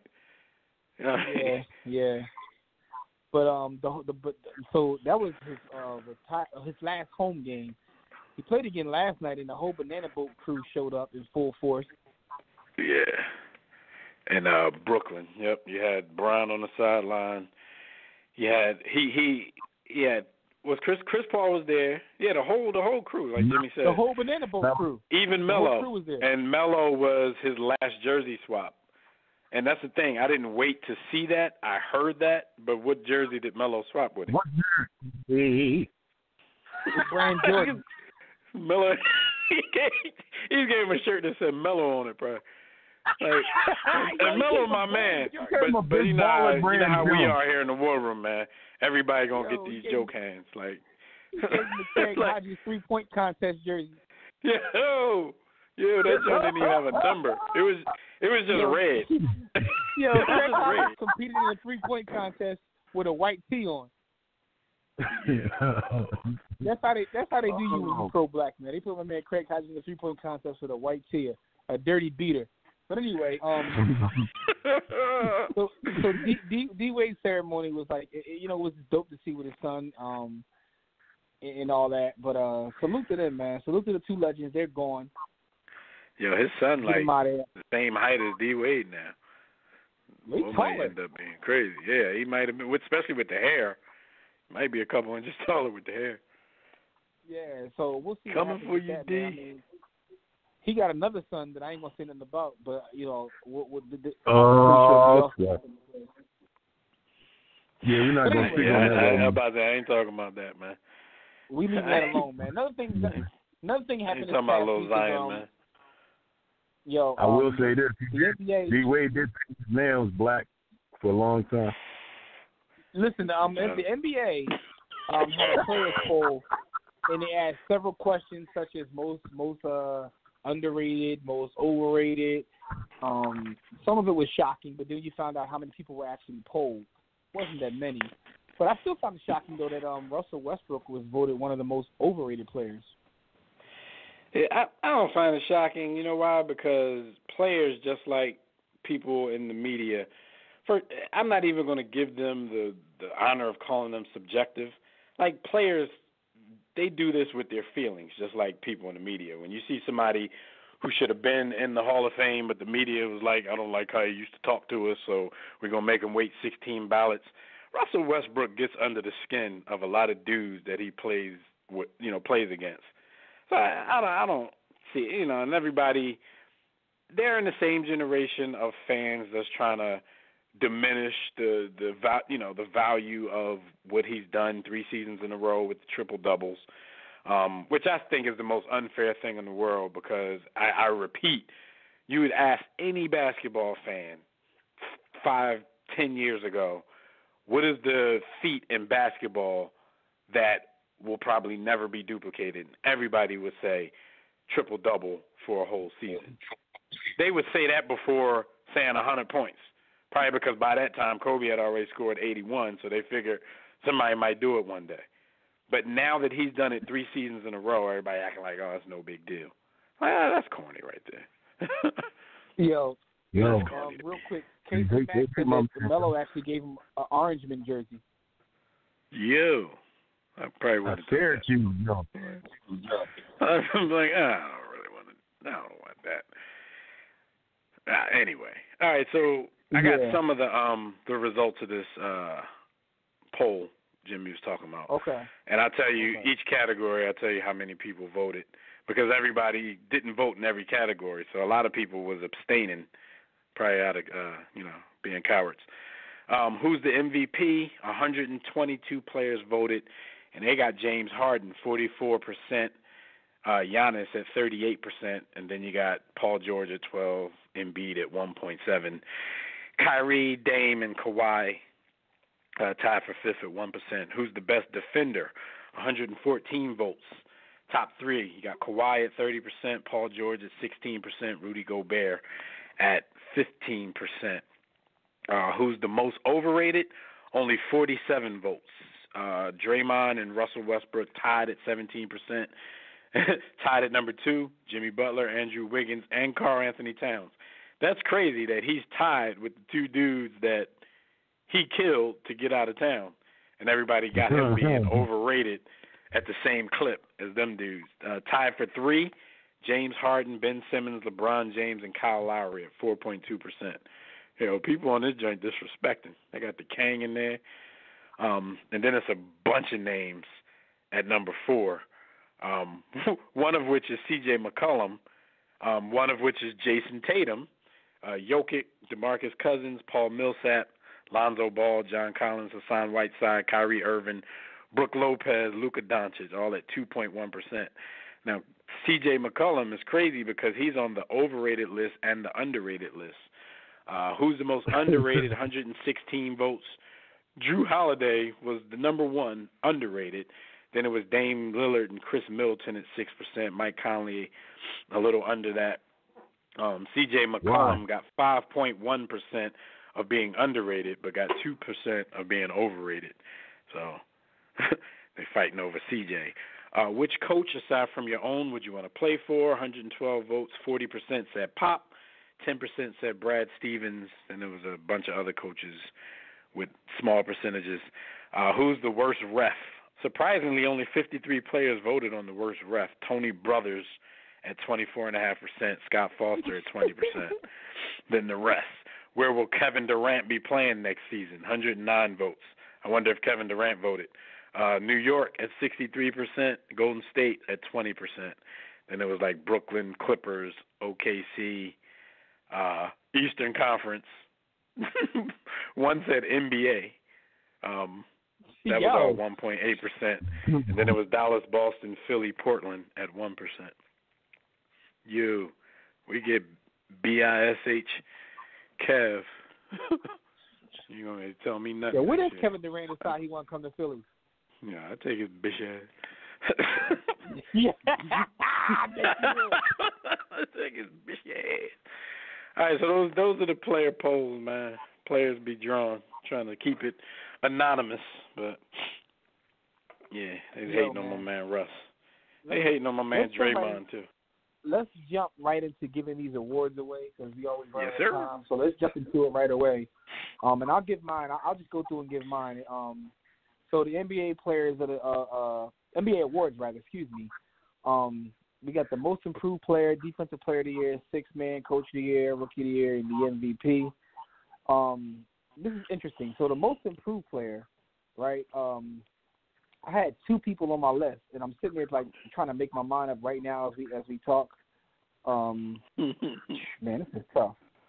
It's tough because one of the things about the most improved player, and I just want to say this real quick, is because sometimes like someone can already be a great player, right? But they still make an improvement to their game. You know what I'm saying? So you still have to give them a look in terms of being the most improved player. But the boy, I don't want to pronounce his last name wrong, from the Raptors, Siakam. I always say Siakam, however you say it. He was on my list, and I really thought about him, but I got to give it to D'Angelo Russell. Because he's pretty much balling out of control to the point where I've actually heard a couple people say that, they might beat the Sixers. I don't believe it, but this dude right here, man, everything that he went through, you got to salute him for that. So I got him as being my most improved player. Defensive player of the year, even though you got to stop the blood clot crying, I got Rudy Gobert being defensive player of the year. I thought about Joel. I actually thought about Giannis, who I really thought about giving him the defensive player of the year, but I'm going to go with Rudy Gobert. Sixth man of the year, what are we even talking about? Lou Willville, stop playing, better than Manu. Hashtag better than Manu. Coach of the year, I'm going with Doc Rivers. I actually think this is Doc Rivers' best coaching job, even though the guys won a championship. When I look at that Clippers team and their season, and I look at their roster, I'm like, yo. You was like, yeah? Yeah, pretty much, yeah. I'm like, yo. Their best player is the sixth man of the year. But anyway, he's best player he's on gotten the a lot bench. out of that team. He's gotten a lot out of that team, so salute the Doc for that. Rookie of the year, I'm going with Trey TL, a.k.a. Ice Trey, and Trey TL. I know everybody going to go Luka. Jimmy picked him because he's black, or he might be black. So what? Is he black? I don't even know. So what? That is, maybe I did. Anyway, that's how you know Dev know me, but I ain't gonna say that anyway. So I'm picking Trey TL for MVP. I mean, this is pretty much to me a two-man race. Are you going Giannis? Or are you going Harden? I think that they're going to give it to Giannis, but my vote, it's tough. You know what? I'm gonna stick with my vote that I had in the beginning of the season. I'm gonna say Giannis. Here's why. I don't think it'd be I wouldn't. If they gave it to Harden, I'm not shocked, nor would I be upset. I think both guys deserve it. But to me, I think Giannis is arguably the best defensive player in the league and arguably the best offensive player in the league. So I'm gonna stick with Giannis. That's the trouble I was having with that one too, because both ways, dude is a problem. He's both ways. He's a problem, and he's a freak in nature, and he's just a well-rounded player. And also Harden won one last year, but I don't want to hold that against him. And the old adage of the best player on the best team, he fits that criteria too. Yeah. So he those are my did. NBA awards. All right, so I'll go most improved player. I had the same two people on my list, Siakam and D'Angelo. Props to D'Angelo because he went from a good player to an all-star. His points per game went up by 6 points. His assists went up by almost 2. His minutes went up. He's fun to watch too. But Siakam, on the other hand, he went from playing 20 minutes a game to 31 minutes per game, which, you get more minutes to go in there and do your thing. Of course, you're going to improve. But you had to show that to the coaches to even be trusted with getting more minutes and getting into the starting lineup.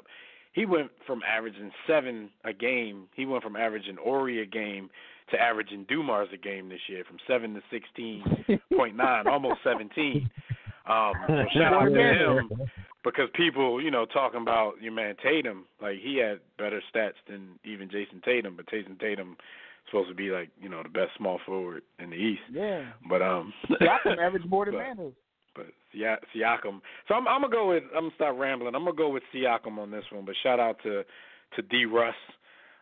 Defensive Player of the Year for me, it was between Rudy Gobert and Freak. For Joel, I think Joel kind of excluded himself from all the awards with the amount of games that he ended up missing. So load management.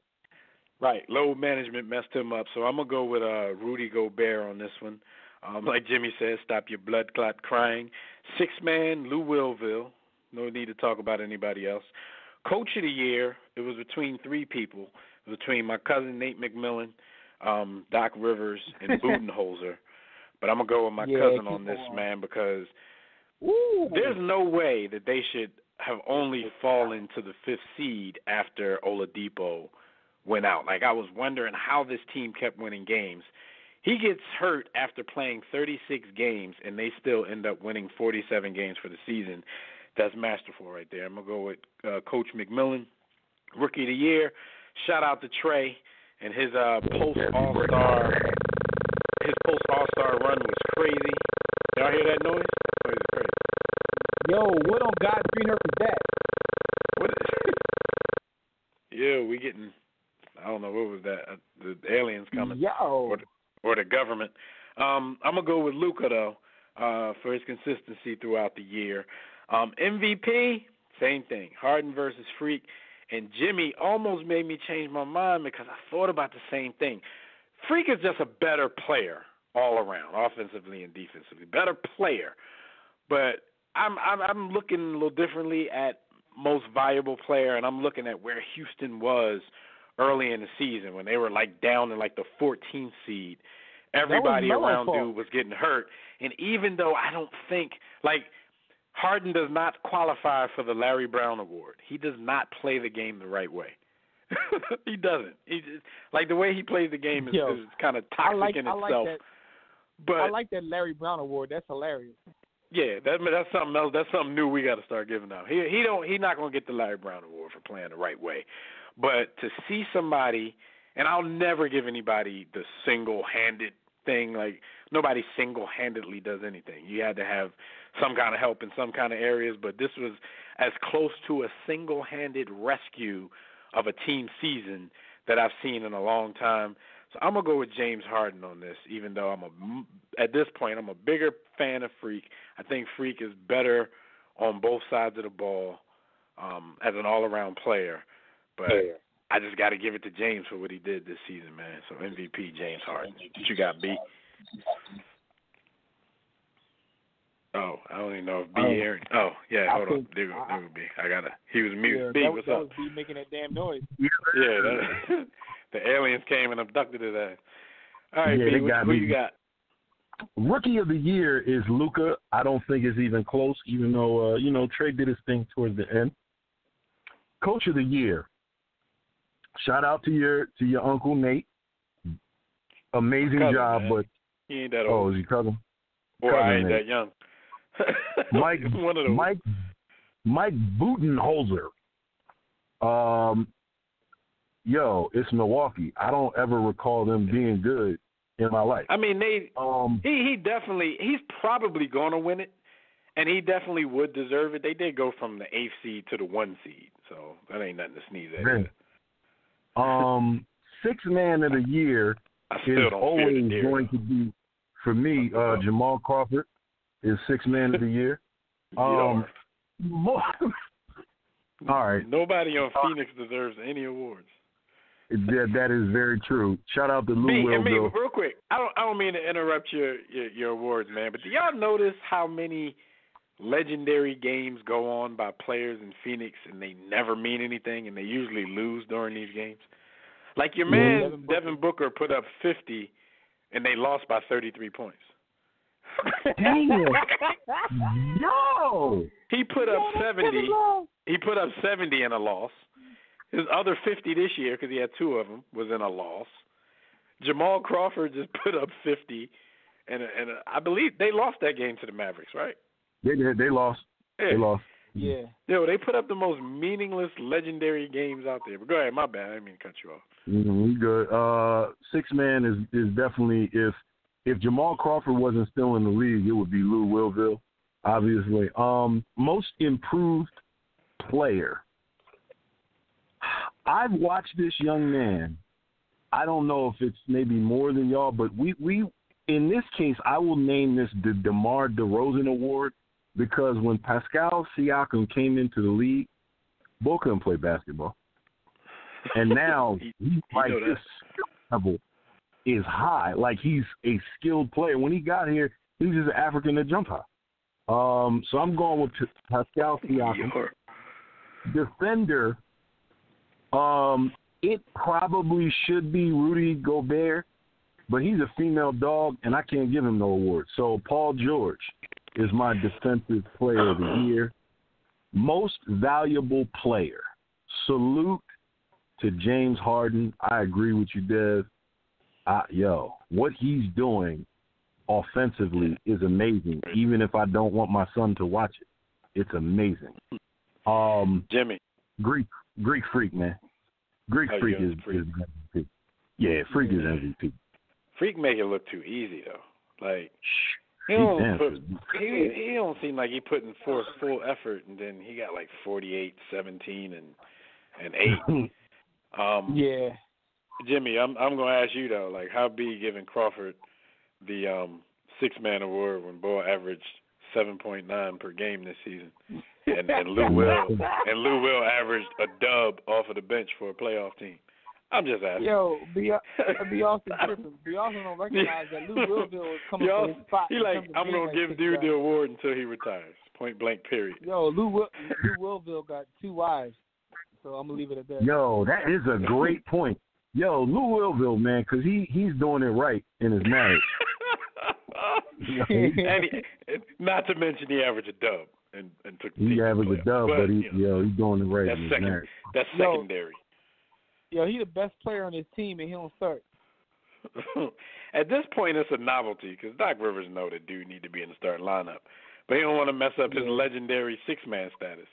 So let me just keep bringing you off the bench, even though what's his minutes looking like? He playing 26 minutes off the bench, so like 6 more minutes, he definitely will be playing starters minutes. Last season he did. Last season he played 32 minutes a game off the bench. So, Doc just keep him down and put him in 5 minutes into the game and then don't take him out. Just so he can keep his 6-man status. All right, let's get these first-round picks real quick, John, because we're about to be out of here. Oh, yeah, we got to breeze through this. All right, so let's go to the East. We got the Bucks playing the Pistons. I'm taking the Bucks in 4. Who you got? Bucks Pistons, Dad? Getting them right out of there. I'm taking the Bucks in 5 in that one. Austin, who you got? Bucks in 3. Yo, we got the Raptors. We got the Raptors and the Magic. I'm gonna go with the Raptors in 5. This is the one I got the sweep happening. I got the Raptors in 4 in this one, unless they load management Kawhi for a couple of games because they don't respect the Magic. But the Magic is actually the matchup I wanted for the Sixers instead of the Nets. Yeah, the Magic could get swept. That'd be real, But anyway, I'll give them one game just for GP. B, also you got Raptors in 5. I'm not going to disrespect the Magic. They grown men. They got pride. All right, Sixers and Nets. I'm going Sixers in 6. And the only reason I'm going 6 games is because the big fella is out for game 1 at least. So I'm taking Sixers in 6. Dev, what you got? I got the Sixers in 6 as well, but I think this will be hard fought, and I think it might end up being a dramatic 6. They better get him out here in 6. That's what I'm saying. And I don't know. I'm kind of leaning towards 7 if he does miss the first game. So I guess Jimmy would have him in 5 if it weren't for Joel. Yeah. But I'm gonna go with 6. Pretty much. Sixers and 6. Who you got? Sixers and 7. Jimmy buckets bails us out. Okay. All right. So now you got the Celtics and Pacers. I think this is gonna be a tough series because of Dev's cousin, uncle. So, but I'm gonna go with the Celtics. I'm gonna go with the Celtics in 7. I think the Celtics might turn it on. The Pacers might finally show some warts of not having their star. I'm going to go with the Celtics in 5. Austin? Celtics in 6. Okay. All right, so we all got the same team so far. Now we got let's see, we got the number 1 seed in the West. Hold up, what the hell am I looking at? The Warriors versus the Warriors. I'm about to say the Warriors. My bad. The Warriors play the Clippers because I know Chase picked the Clippers to win game 1, but that's why I had to hit everybody with the pause because they were gonna be like, "He crazy." I'm gonna go with the Warriors in 5. I'm gonna go with the Warriors in 5 as well, and the only reason I'm doing that is because of what Jimmy said. My son said the Clippers gonna get one. Clippers getting one. Let's see if the 7-year-old is right. Austin, who you got? Yo, Celtic, no. Warriors, 2.5. And he did clarify, Jimmy. I talked to him about it again. He's just saying they're going to get one. It's not necessarily going to be game 1, like I said, but he said they're going to get one. So I'm going with 5 as well. We got the Nuggets and the Spurs. This is actually going to be a tough series, too. Like, this is a Western Conference series, boy. It should be tough. I'm going to go with the Nuggets in 6. I'm into Nuggets, y'all. I'm going to go with the Nuggets in 7. Okay. All right, no doubt. Austin? Come on, B. Hurry up. We got to go. Nuggets in 6. Okay, all right. So we got the watch the Spurs beat them. Blazers. I know, watch the Spurs beat them. We got the Blazers and the Thunder. I got the Thunder in 6. I'm going to go with the Thunder in 5. I think they're turning the corner, playing the right way. Paul George and Thunder. Yeah. And plus, you know the Trailblazers turn it off in the playoffs. So yeah. Pretty much. Austin, what you got, man? Blazers in 7. All right. Rockets Jazz. I got the Rockets in a 7-game series. Dev, what you got? Woo. I got the Rockets in 6. Okay, Austin. Rockets in 6. All right. No doubt. We got to get out of here, man. Thank you, brothers and sisters, for joining us for another briefing in the War Room. Shout out to everybody on everywhere, the chat room, Facebook. You know, guys. You guys know where you hit us from. Those that got through, we appreciate it. Those we can get to, we apologize.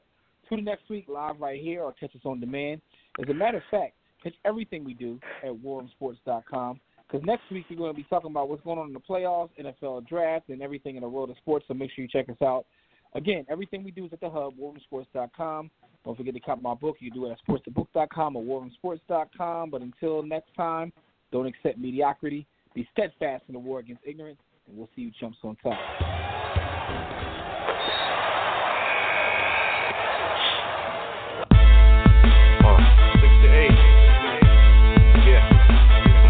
War Room Sports. Y'all ready? Let's go.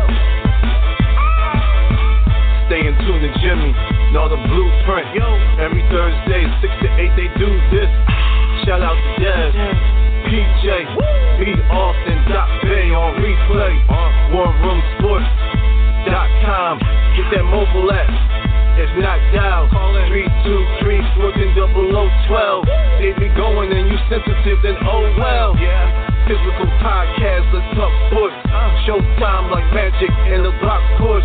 Listen live, push one to join in. Rip your team or listen for your enjoyment. Hip hop scholars, pit stop and knowledge. Should be in sports credits, I ain't talking college. 5 guys, no beef though. Corporate secret, but the streets know. Belafonte, I got a G flow. KC royalty, I'm in beast mode. 2 hours, get your game up. Who's the best in sportscast? You better name us. War Room Sports. Yeah, you know, Jimmy, Dev, PJ, Doc Bay, B. Austin. I'm Jock. Up and coming on the beat.